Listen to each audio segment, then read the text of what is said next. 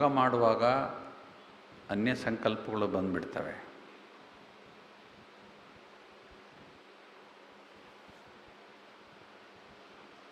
ಈ ಸಂಕಲ್ಪಗಳನ್ನು ತಡೆ ಹಿಡಿಬೇಕು ಅಥವಾ ಡೈವರ್ಟ್ ಮಾಡಬೇಕು ಬೇರೆ ಕಡೆಗೆ, ಅಥವಾ ಬರದೇ ಇರೋ ಹಾಗೆ ನಾವು ವ್ಯವಸ್ಥೆ ಮಾಡಬೇಕು. ಕೇವಲ ಶಕ್ತಿಶಾಲಿಯಾದ ಒಂದೇ ಒಂದು ಸಂಕಲ್ಪ ಮಾತ್ರ ಬರೋ ಥರ ನಾವು ಮಾಡಿಕೊಂಡ್ರೆ ಆವಾಗ ಮನಸ್ಸಿನಲ್ಲಿ ಈ ವ್ಯರ್ಥ ಸಂಕಲ್ಪಗಳ ಹೋರಾಟ ನಿಂತು ಹೋಗುತ್ತೆ.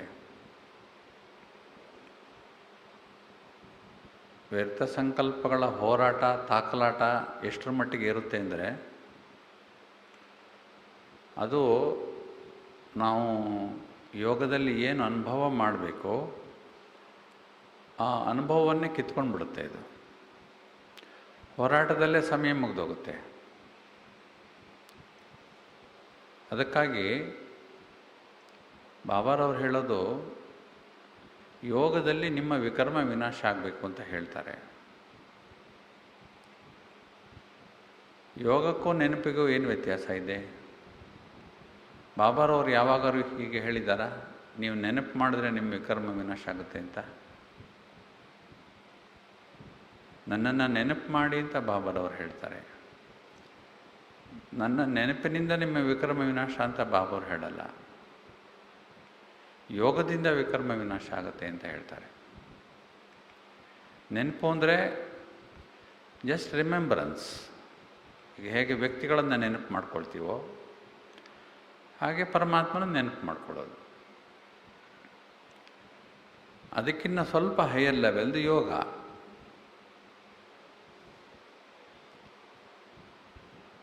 ಯೋಗ ಅಂದರೆ ಕನೆಕ್ಷನ್. ಕನೆಕ್ಷನ್ ಅಂದರೆ ಜೋಡಣೆ. ನೆನಪಿನಲ್ಲಿಯೂ ಜೋಡಣೆ ಇದೆ, ಆದರೆ ಯೋಗದಲ್ಲಿ ಇರುವಷ್ಟು ಜೋಡಣೆ ನಿರಂತರವಾಗಿರೋದಿಲ್ಲ ನೆನಪಿನಲ್ಲಿ.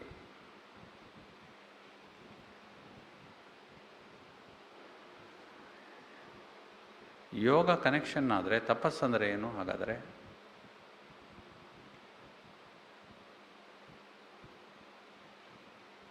ತಪಸ್ಸು ಅಂದರೆ ಕಾನ್ಸಂಟ್ರೇಷನ್.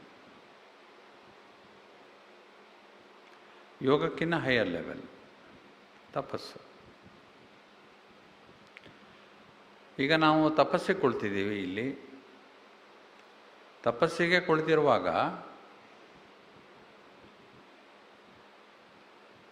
ನಮಗೆ ಯಾವ ಸಂಕಲ್ಪ ಬೇಕೋ ಅದೇ ಸಂಕಲ್ಪ ಬರೋ ಥರ ನಾವು ಮಾಡ್ಕೋಬೇಕು ವ್ಯವಸ್ಥೆ. ನನ್ನ ಮನಸ್ಸಿನಲ್ಲಿ ವ್ಯರ್ಥ ಸಂಕಲ್ಪ ಬರಬಾರ್ದು. ವ್ಯರ್ಥ ಸಂಕಲ್ಪ ಅಂದರೆ ಏನು? ವ್ಯರ್ಥ ಸಂಕಲ್ಪ ಅಂದರೆ ನನಗೆ ಸಂಬಂಧಿಸಿದೇ ಇರದಂತಹ ಯಾವುದೇ ಸಂಕಲ್ಪ ಆಗಿರ್ಬೋದು, ಅದು ವ್ಯರ್ಥ ಸಂಕಲ್ಪವೇ. ನನಗೂ ಆ ಸಂಕಲ್ಪ ಬರ್ತಾ ಇದೆಯಲ್ಲ ಅದಕ್ಕೂ ಯಾವುದೇ ಸಂಬಂಧ ಇಲ್ಲ. ಅಥವಾ ನನಗೆ ಬರ್ತಾ ಇರತಕ್ಕಂಥ ಸಂಕಲ್ಪಗಳಿಗೆ ನಾನು ಗಮನ ಕೊಡುವಂಥ ಅವಶ್ಯಕತೆ ಇರಲ್ಲ, ಅವು ವ್ಯರ್ಥ ಸಂಕಲ್ಪನೆ. ಅವಕ್ಕೆ ಗಮನ ನಾಳೆ ಕೊಡ್ಬೋದು, ನಾಡಿದ್ದು ಕೊಡ್ಬೋದು, ಇನ್ನೊಂದು ದಿವಸ ಕೊಡ್ಬೋದು, ಯೋಗ ಆದಮೇಲೆ ಕೊಡ್ಬೋದು.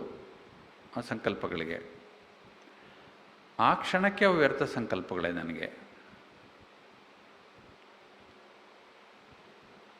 ನನ್ನ ಸಂಕಲ್ಪಗಳು ನನ್ನ ಯೋಗಕ್ಕೆ ಯಾವುದೇ ರೀತಿ ಅಡ್ಡಿ ಮಾಡೋ ಹಾಗಿಲ್ಲ. ಅಷ್ಟರ ಮಟ್ಟಿಗೆ ನಾನು ಭಾಳ ಸೂಕ್ಷ್ಮವಾಗಿ ನನ್ನನ್ನು ನಾನು ಗಮನಿಸ್ಕೊಳ್ಳೋದು ಅಂದರೆ ರಿಫೈನ್ ಮಾಡೋದು. ಎಷ್ಟು ರಿಫೈನ್ಮೆಂಟ್ ಆಗಬೇಕು ಅಂದರೆ, ನನಗೆ ಬೇಕಾಗಿರ್ತಕ್ಕಂಥ ಒಂದು ಸಂಕಲ್ಪದ ಹೊರತಾಗಿ ಬೇರೆ ಎಲ್ಲ ಸಂಕಲ್ಪಗಳು ನನ್ನಿಂದ ದೂರ ಆಗಿಬಿಡಬೇಕು.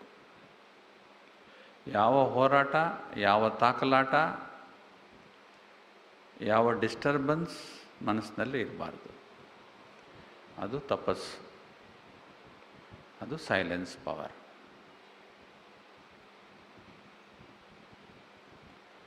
ಸೈಲೆನ್ಸ್ ಪವರ್ ಯಾತಕ್ಕೆ ಮಾಡಬೇಕು ನಾವು? ನಮ್ಮ ಜೀವನಕ್ಕೆ, ಆಧ್ಯಾತ್ಮಿಕ ಜೀವನಕ್ಕೆ ಸೈಲೆನ್ಸ್ ಪವರ್ ಯಾತಕ್ಕೆ ಬೇಕು? ಹಾಗೆ ಯೋಗ ಮಾಡೋಣ. ಸೈಲೆನ್ಸ್ ಪವರ್ ಅಂತ ಬಾಬಾರವರು ಉಪಯೋಗಿಸೋದಕ್ಕೆ ಭಾಳ ವಿಶೇಷವಾದ ಅರ್ಥ ಇದೆ.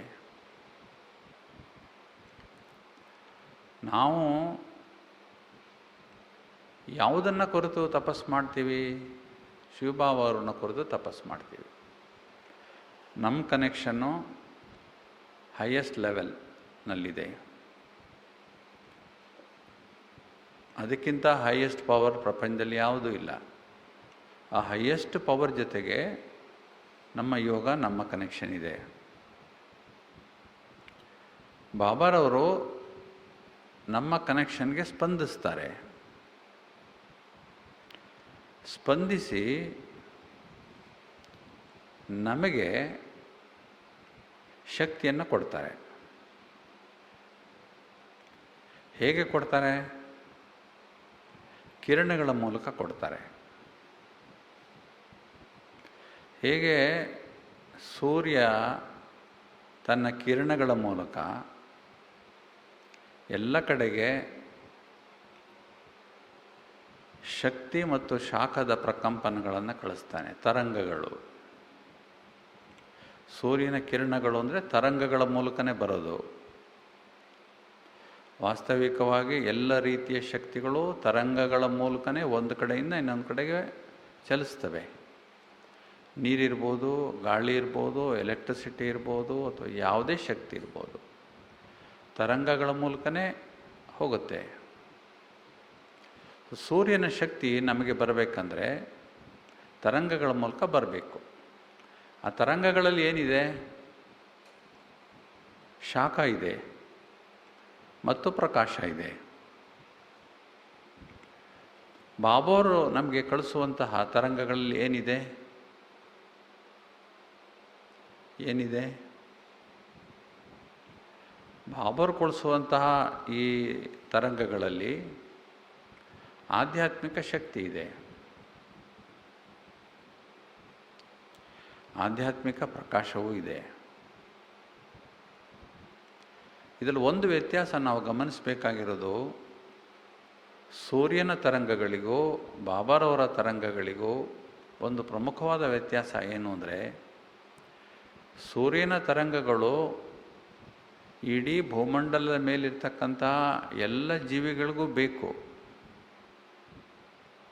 ಕ್ರಿಮಿ ಕೀಟ, ಪ್ರಾಣಿಗಳು, ಸಸ್ಯಗಳು, ಭೂಮಿ ಎಲ್ಲದಕ್ಕೂ ಬೇಕು. ಆದರೆ ಬಾಬಾರವರು ಕಳಿಸುವಂತಹ ತರಂಗಗಳು ಕೇವಲ ಮನುಷ್ಯರಿಗೆ ಮಾತ್ರ. ಯಾಕೆ ಅಂದರೆ ಅವರು ಮನುಷ್ಯಾತ್ಮರ ತಂದೆ.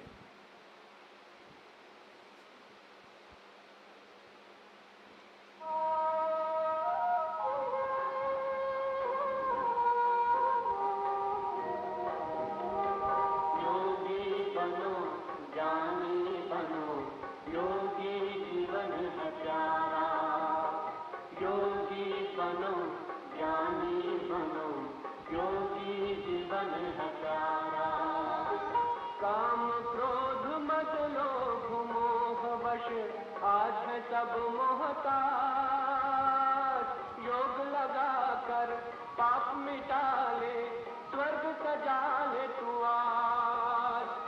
काम क्रोध मद लोभ मोह वश आज है सब मोहताज। योग लगा कर पाप मिटा ले, स्वर्ग सजा ले तू आज।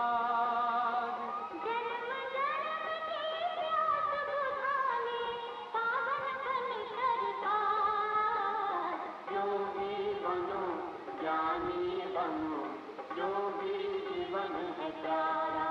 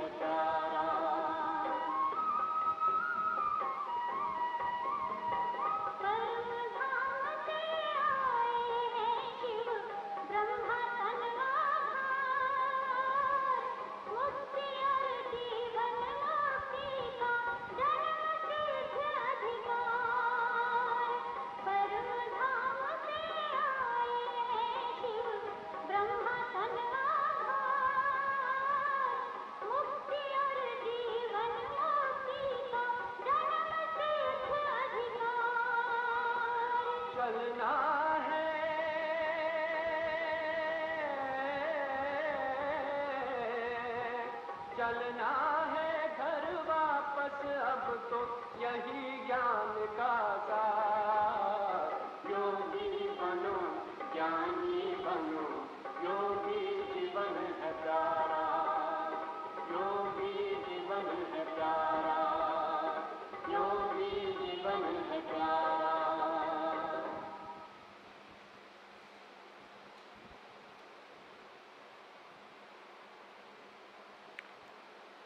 ಬಾಬಾ ಅವರು ಕೊಡುವಂಥ ಶಕ್ತಿ ಕೇವಲ ಆತ್ಮಗಳಿಗೆ ಮಾತ್ರ ಉಪಯೋಗ ಆಗಿರುವಂಥವು. ಯಾಕೆಂದರೆ ಬಾಬಾ ಅವರು ಕೊಡುವಂಥ ಜ್ಞಾನ ಕೂಡ ಕೇವಲ ಆತ್ಮಗಳಿಗೆ ಮಾತ್ರ.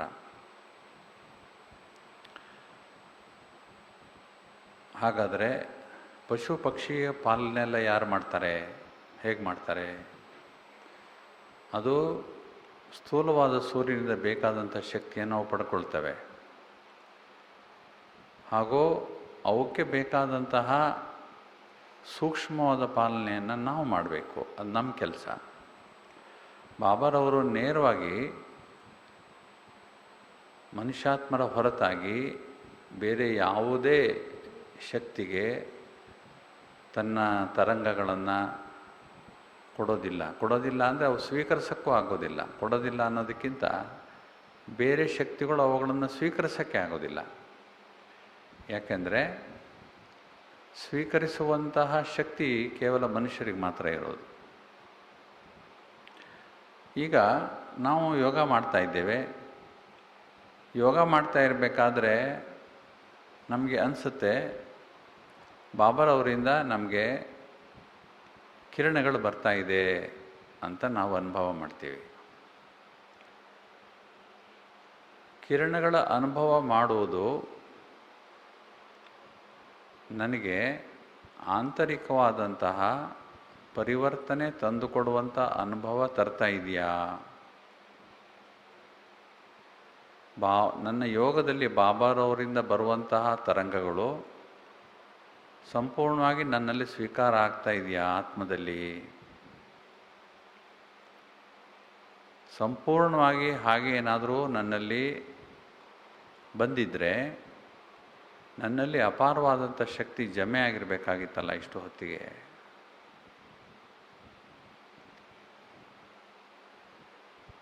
ಬಾಬಾವರು ಕಳಿಸುವಂತಹ ತರಂಗಗಳು ಆತ್ಮನಲ್ಲಿ ಪ್ರವೇಶ ಮಾಡಲಿಕ್ಕೆ ಕೆಲವು ಹಂತಗಳನ್ನು ನಾವು ಮಾಡ್ಕೋಬೇಕು ಅಭ್ಯಾಸದಲ್ಲಿ.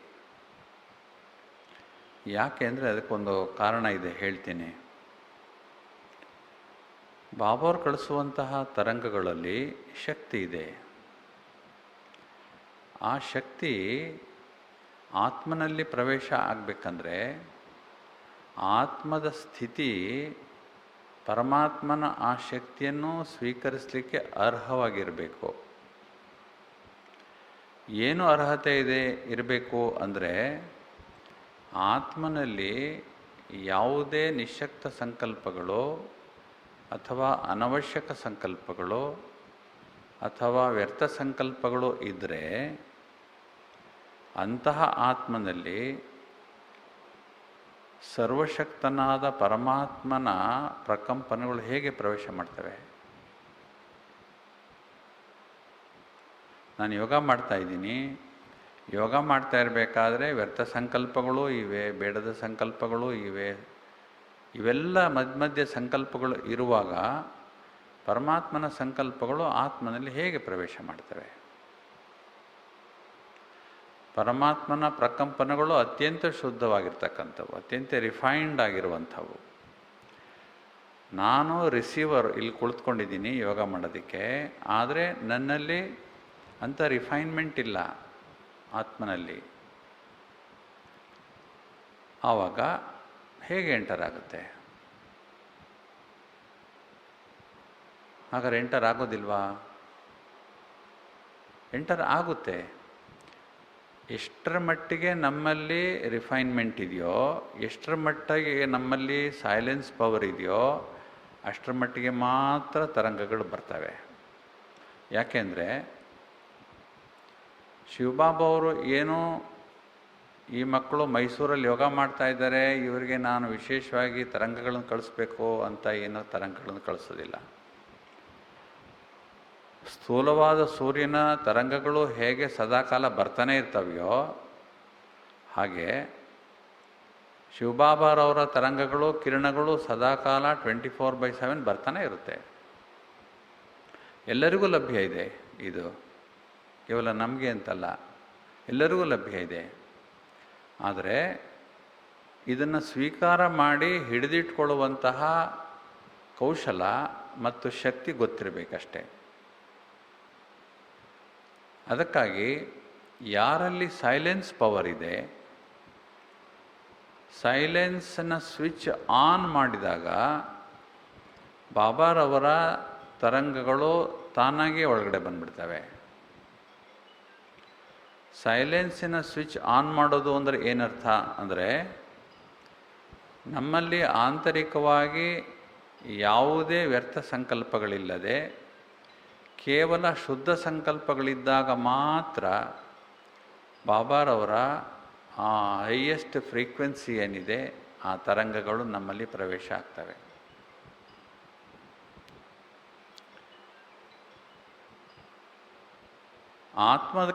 ಆತ್ಮದೊಳಗಡೆ ಬಂದಂತಹ ಈ ತರಂಗಗಳು ಶರೀರಕ್ಕೆ ಹೋಗುತ್ತಾ ಅಥವಾ ಆತ್ಮದಲ್ಲೇ ಉಳ್ಕೊಳ್ಳುತ್ತಾ? ಆತ್ಮದಲ್ಲೇ ಉಳ್ಕೊಂಡ್ರೆ ಅಲ್ಲಿ ಶೇಖರಣೆ ಆದಂತಹ ಶಕ್ತಿ ಶರೀರದ ಅಂಗಾಂಗಗಳಿಗೆ ಹೋಗೋದು ಯಾವಾಗ? ಬಾಬಾರವರು ಹೇಳ್ತಾರಲ್ಲ, ನಿಮ್ಮ ತರಂಗಗಳನ್ನು ಎಲ್ಲ ದಿಕ್ಕುಗಳಿಗೂ ನೀಡಿ, ಪ್ರಕೃತಿಗೂ ನೀಡಿ ಅಂತ ಹೇಳ್ತಾರಲ್ಲ. ಆತ್ಮದಲ್ಲಿ ಶೇಖರಣೆ ಆದಂಥ ತರಂಗಗಳು ಹೇಗೆ ಬೇರೆ ಕಡೆ ಹೋಗ್ತವೆ? ನಾವು ಯೋಗ ಮಾಡುವಾಗ ಅಂದ್ಕೊಳ್ತೀವಿ, ಬಾಬಾರವ್ರ ಕಿರಣಗಳು ಭ್ರುಕುಟಿಯ ಮಧ್ಯದಲ್ಲಿರ್ತಕ್ಕಂಥ ನಾನು ಆತ್ಮನಲ್ಲಿ ಪ್ರವೇಶ ಮಾಡ್ತಾ ಇವೆ, ನನ್ನ ಶರೀರದ ಎಲ್ಲ ಇಂದ್ರಿಯಗಳ ಮೂಲಕ ವಾತಾವರಣವನ್ನು ಪ್ರವೇಶಿಸ್ತಾ ಇವೆ ಮತ್ತು ಸಕಲ ಜೀವರಾಶಿಗೂ ನನ್ನಿಂದ ಸೂಕ್ಷ್ಮವಾದ ಸೇವೆ ಆಗ್ತಾ ಇದೆ ಅಂತ ಅಂದ್ಕೊಳ್ತೀವಿ. ಆದರೆ ಪರಮಾತ್ಮನಿಂದ ಬರ್ತಕ್ಕಂತಹ ಈ ಡಿವೈನ್ ಲೈಟ್ ಏನಿದೆ, ಡಿವೈನ್ ಪವರ್ ಏನಿದೆ, ಈ ಡಿವೈನ್ ಪವರು, ಆತ್ಮವೂ ಕೂಡ ಸೂಕ್ಷ್ಮವಾದ ಶಕ್ತಿ, ಪರಮಾತ್ಮನ ತರಂಗಗಳು ಕೂಡ ಸೂಕ್ಷ್ಮವಾದ ಶಕ್ತಿ. ಆದರೆ ಶರೀರದ ಅಂಗಾಂಗಗಳು ಸೂಕ್ಷ್ಮ ಶಕ್ತಿ ಅಲ್ವಲ್ಲ, ಸ್ಥೂಲವಾದ ಶಕ್ತಿ ಅಲ್ಲ ಅವು. ಆದ್ದರಿಂದ ಆತ್ಮಕ್ಕೆ ಪ್ರವೇಶ ಆಗುವಂತಹ ಈ ಬಾಬಾರವರ ತರಂಗಗಳು ತಮ್ಮ ಸ್ಥಿತಿಯನ್ನು ಪರಿವರ್ತನೆ ಮಾಡಿಕೊಂಡು ಶರೀರಕ್ಕೆ ಎಂಟ್ರಾಗಬೇಕಾದ್ರೆ ಮನಸ್ಸಿನ ಪಾತ್ರ ಬಹಳ ಮುಖ್ಯ. ಯಾವಾಗ ಮನಸ್ಸು ಶುದ್ಧವಾಗುತ್ತೆ, ಯಾವಾಗ ಮನಸ್ಸು ಶಕ್ತಿಶಾಲಿಯಾಗಿರುತ್ತೆ, ಯಾವಾಗ ಮನಸ್ಸಿನಲ್ಲಿ ಸೈಲೆನ್ಸ್ ಪವರ್ನ ಸ್ವಿಚ್ ಆನ್ ಇರುತ್ತೆ, ಆವಾಗ ಸ್ಪಿರಿಚುವಲ್ ಪವರ್ ಬಯೋಮೆಕ್ಯಾನಿಕಲ್ ಎನರ್ಜಿಯಾಗಿ ಪರಿವರ್ತನೆ ಆಗುತ್ತೆ. ಬಯೋಮೆಕ್ಯಾನಿಕಲ್ ಎನರ್ಜಿಯಾಗಿ ಪರಿವರ್ತನೆ ಆಗಬೇಕಾದ್ರೆ ನಮ್ಮ ಮನಸ್ಸಿನಲ್ಲಿ ಬಹಳ ಸೂಕ್ಷ್ಮವಾದಂಥ ಬದಲಾವಣೆಗಳನ್ನು ನಾವು ಮಾಡ್ಕೋಬೇಕು. ಆವಾಗ ಮಾತ್ರ ಬಾಬಾರವರ ಶಕ್ತಿ ಆತ್ಮಕ್ಕೆ ಪ್ರವೇಶ ಆಗಿ ಅಲ್ಲಿಂದ ಶರೀರಕ್ಕೆ ಬರ್ತದೆ. ನೀವು ಯೋಗಾಸನ ಅಭ್ಯಾಸ ಮಾಡಿದರೆ ಅಥವಾ ಪತಂಜಲಿಯ ಅಷ್ಟಾಂಗ ಯೋಗವನ್ನು ಓದಿದರೆ ಅದರಲ್ಲಿ ಒಂದು ಮಾತಿದೆ. ಏನಂದರೆ, ಶರೀರದಲ್ಲಿ 7 ಶಕ್ತಿಯ ಕೇಂದ್ರಗಳಿವೆ. ಆ 7 ಶಕ್ತಿಯ ಕೇಂದ್ರಗಳು ಯೋಗದ ಮೂಲಕ, ಧ್ಯಾನದ ಮೂಲಕ ಅವು ಜಾಗೃತವಾಗ್ತವೆ ಅಂತ 8 ಹಂತಗಳನ್ನು ಹೇಳಿದ್ದಾರೆ. 8 ಹಂತಗಳಲ್ಲಿ ಕೊನೆಯದು ಸಮಾಧಿಯ ಹಂತ. ಸಮಾಧಿಯ ಹಂತದಲ್ಲಿ ಈ 8 ಕೇಂದ್ರಗಳು ಏನಿವೆ, ಮೂಲಾಧಾರ ಚಕ್ರದಿಂದ ಹಿಡಿದು ಸಹಸ್ರಾರದವರೆಗೆ ಎಲ್ಲ ಚಕ್ರಗಳು ಜಾಗೃತವಾಗಿಬಿಡ್ತವೆ ಸಮಾಧಿಯ ಸ್ಥಿತಿಯಲ್ಲಿ. ಯಾಕೆಂದರೆ ಅದು 8 ಅಂಗಗಳಲ್ಲಿ ಕೊನೆಯ ಅಂಗ, ಅಷ್ಟಾಂಗದಲ್ಲಿ ಕೊನೆಯ ಅಂಗ ಸಮಾಧಿ ಸ್ಥಿತಿ. ಬಾಬಾರವರ ತರಂಗಗಳು ಆತ್ಮನಲ್ಲಿ ಶೇಖರಣೆಯಾಗಿ ಬಯೋಮೆಕ್ಯಾನಿಕಲ್ ಎನರ್ಜಿಯಾಗಿ ಪರಿವರ್ತನೆ ಆದಾಗ ನಮ್ಮ ಮನಸ್ಸಿನಲ್ಲಿ ಕೇವಲ ಒಂದೇ ಒಂದು ಸಂಕಲ್ಪದ ಹೊರತಾಗಿ ಬೇರೆ ಯಾವ ಸಂಕಲ್ಪವೂ ಇರಲ್ಲ. ನನ್ನ ಮನಸ್ಸಿನ ಸಂಕಲ್ಪ ಸಂಪೂರ್ಣ ರಿಫೈನ್ ಆಗಿರುತ್ತೆ ಮತ್ತು ನನ್ನ ಮನಸ್ಸು ಸಂಪೂರ್ಣವಾಗಿ ಸೈಲೆಂಟ್ ಆಗಿರುತ್ತೆ. ಈ ಸೈಲೆಂಟ್ ಆಗಿರುವಾಗ ಬರುವಂತಹ ಬಾಬಾರವರ ಎನರ್ಜಿ ಪರಿವರ್ತನೆಯಾಗಿ ಈ 7 ಕೇಂದ್ರಗಳ ಮೂಲಕ ನಮ್ಮ ಶರೀರದ ಎಲ್ಲ ಇಂದ್ರಿಯಗಳಿಗೂ ಹೋಗ್ತದೆ ಮತ್ತು ತನ್ಮೂಲಕ ಸುತ್ತಮುತ್ತ ಇರತಕ್ಕಂಥ ಎಲ್ಲ ವಾತಾವರಣಕ್ಕೂ ಪ್ರವೇಶ ಆಗುತ್ತೆ. ಇದು ಅಷ್ಟಾಂಗ ಯೋಗದಲ್ಲಿಯೂ ಹೇಳಿದ್ದಾರೆ, ಧ್ಯಾನ ಆದಮೇಲೆ ಸಮಾಧಿ ಸ್ಥಿತಿ ಅಂತ. ಅಂತಿಮ ಹಂತ ಇದು. ಬಾಬಾರವರು ಇದನ್ನು ಅಷ್ಟು ಸೂಕ್ಷ್ಮವಾಗಿ ವಿಸ್ತಾರ ಯಾಕೆ ಮಾಡಿಲ್ಲ ಅಂದರೆ, ಬಾಬಾರವರ ಮಕ್ಕಳು ಕೇವಲ ಅದೇ ಕ್ರಿಯೆಯಲ್ಲಿ ತೊಡಗಿಬಿಡ್ತಾರೆ. ಯಮ, ನಿಯಮ, ಆಸನ, ಪ್ರತ್ಯಾಹಾರ, ಪ್ರಾಣಾಯಾಮ ಇತ್ಯಾದಿ ಇದರಲ್ಲೇ ತೊಡಗಿಬಿಡ್ತಾರೆ ಮಕ್ಕಳು. ಬಾಬಾರವ್ರು ಹೇಳ್ತಾರೆ, ನೀವು ಯಮ, ನಿಯಮ, ಆಸನ ಯಾವುದು ಮಾಡೋ ಹಾಗಿಲ್ಲ, ಏನು ಅವಶ್ಯಕತೆ ಇಲ್ಲ ನೀವು ಮಾಡುವಂಥದ್ದು.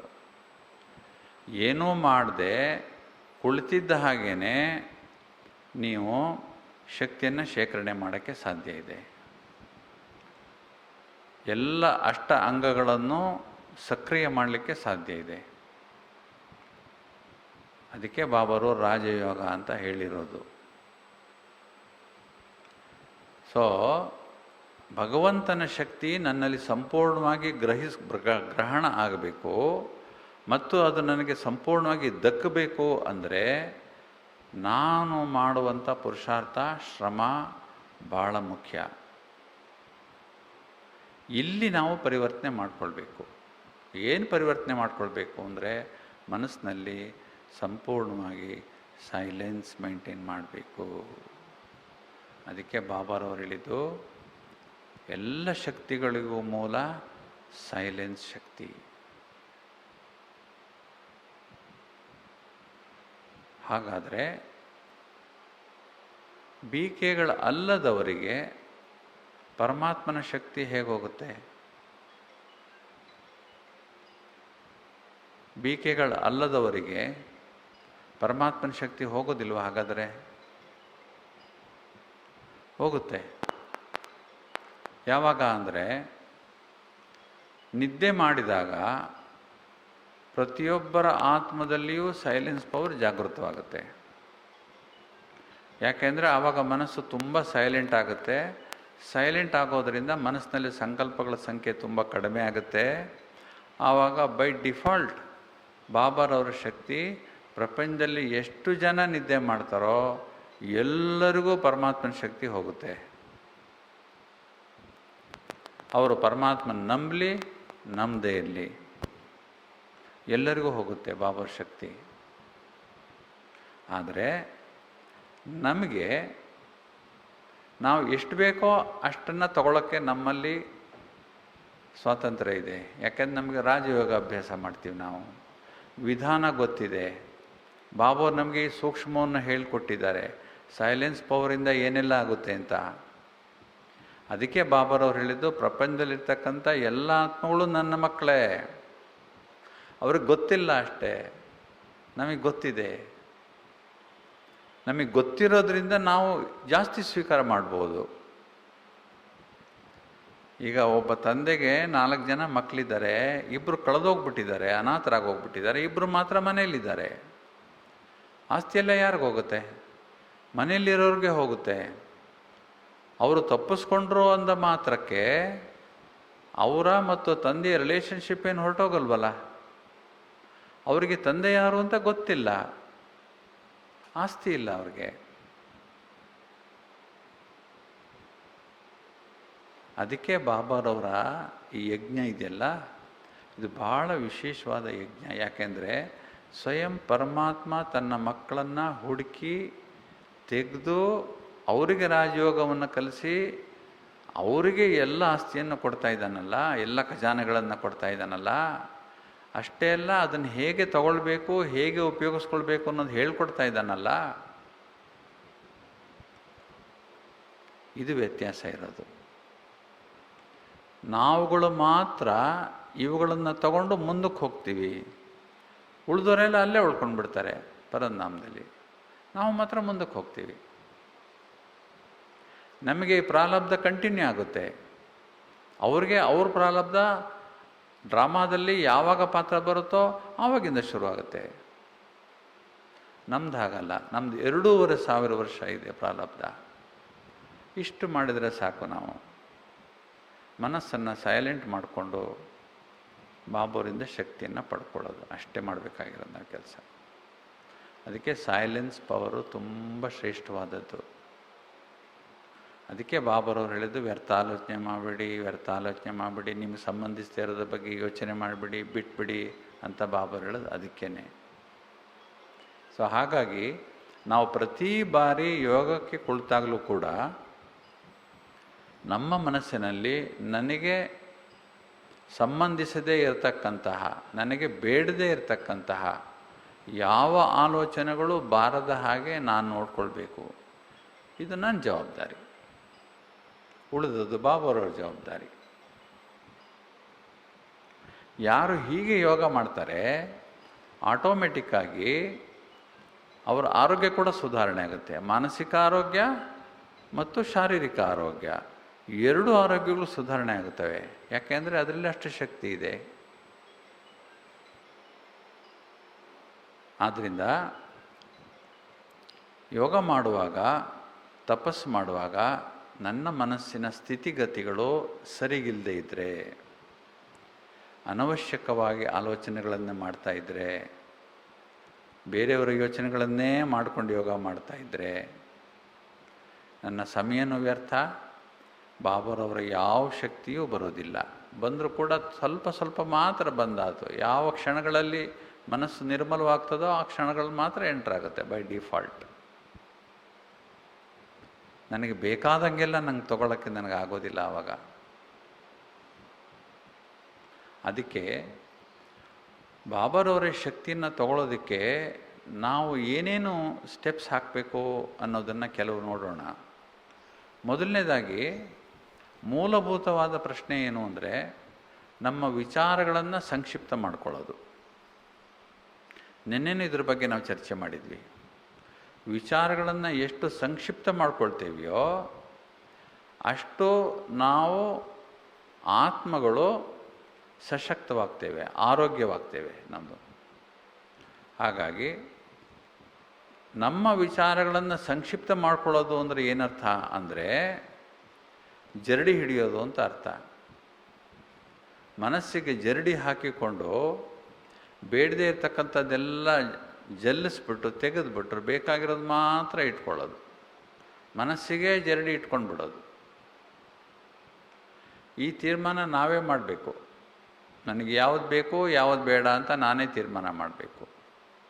ಅದಕ್ಕೆ ಬದಲಾಗಿ ನನ್ನ ಮನಸ್ಸಿಗೆ ನಾನೇ ಸಂಕಲ್ಪ ಕೊಡಬೇಕು. ಇಂಥ ಸಂಕಲ್ಪ ನಾನು ಮಾಡ್ತೀನಿ ಅಂತ. ಯಾಕೆ ಅಂದರೆ ನಾನು ಮನಸ್ಸಲ್ಲ, ನಾನು ಸಂಕಲ್ಪವೂ ಅಲ್ಲ.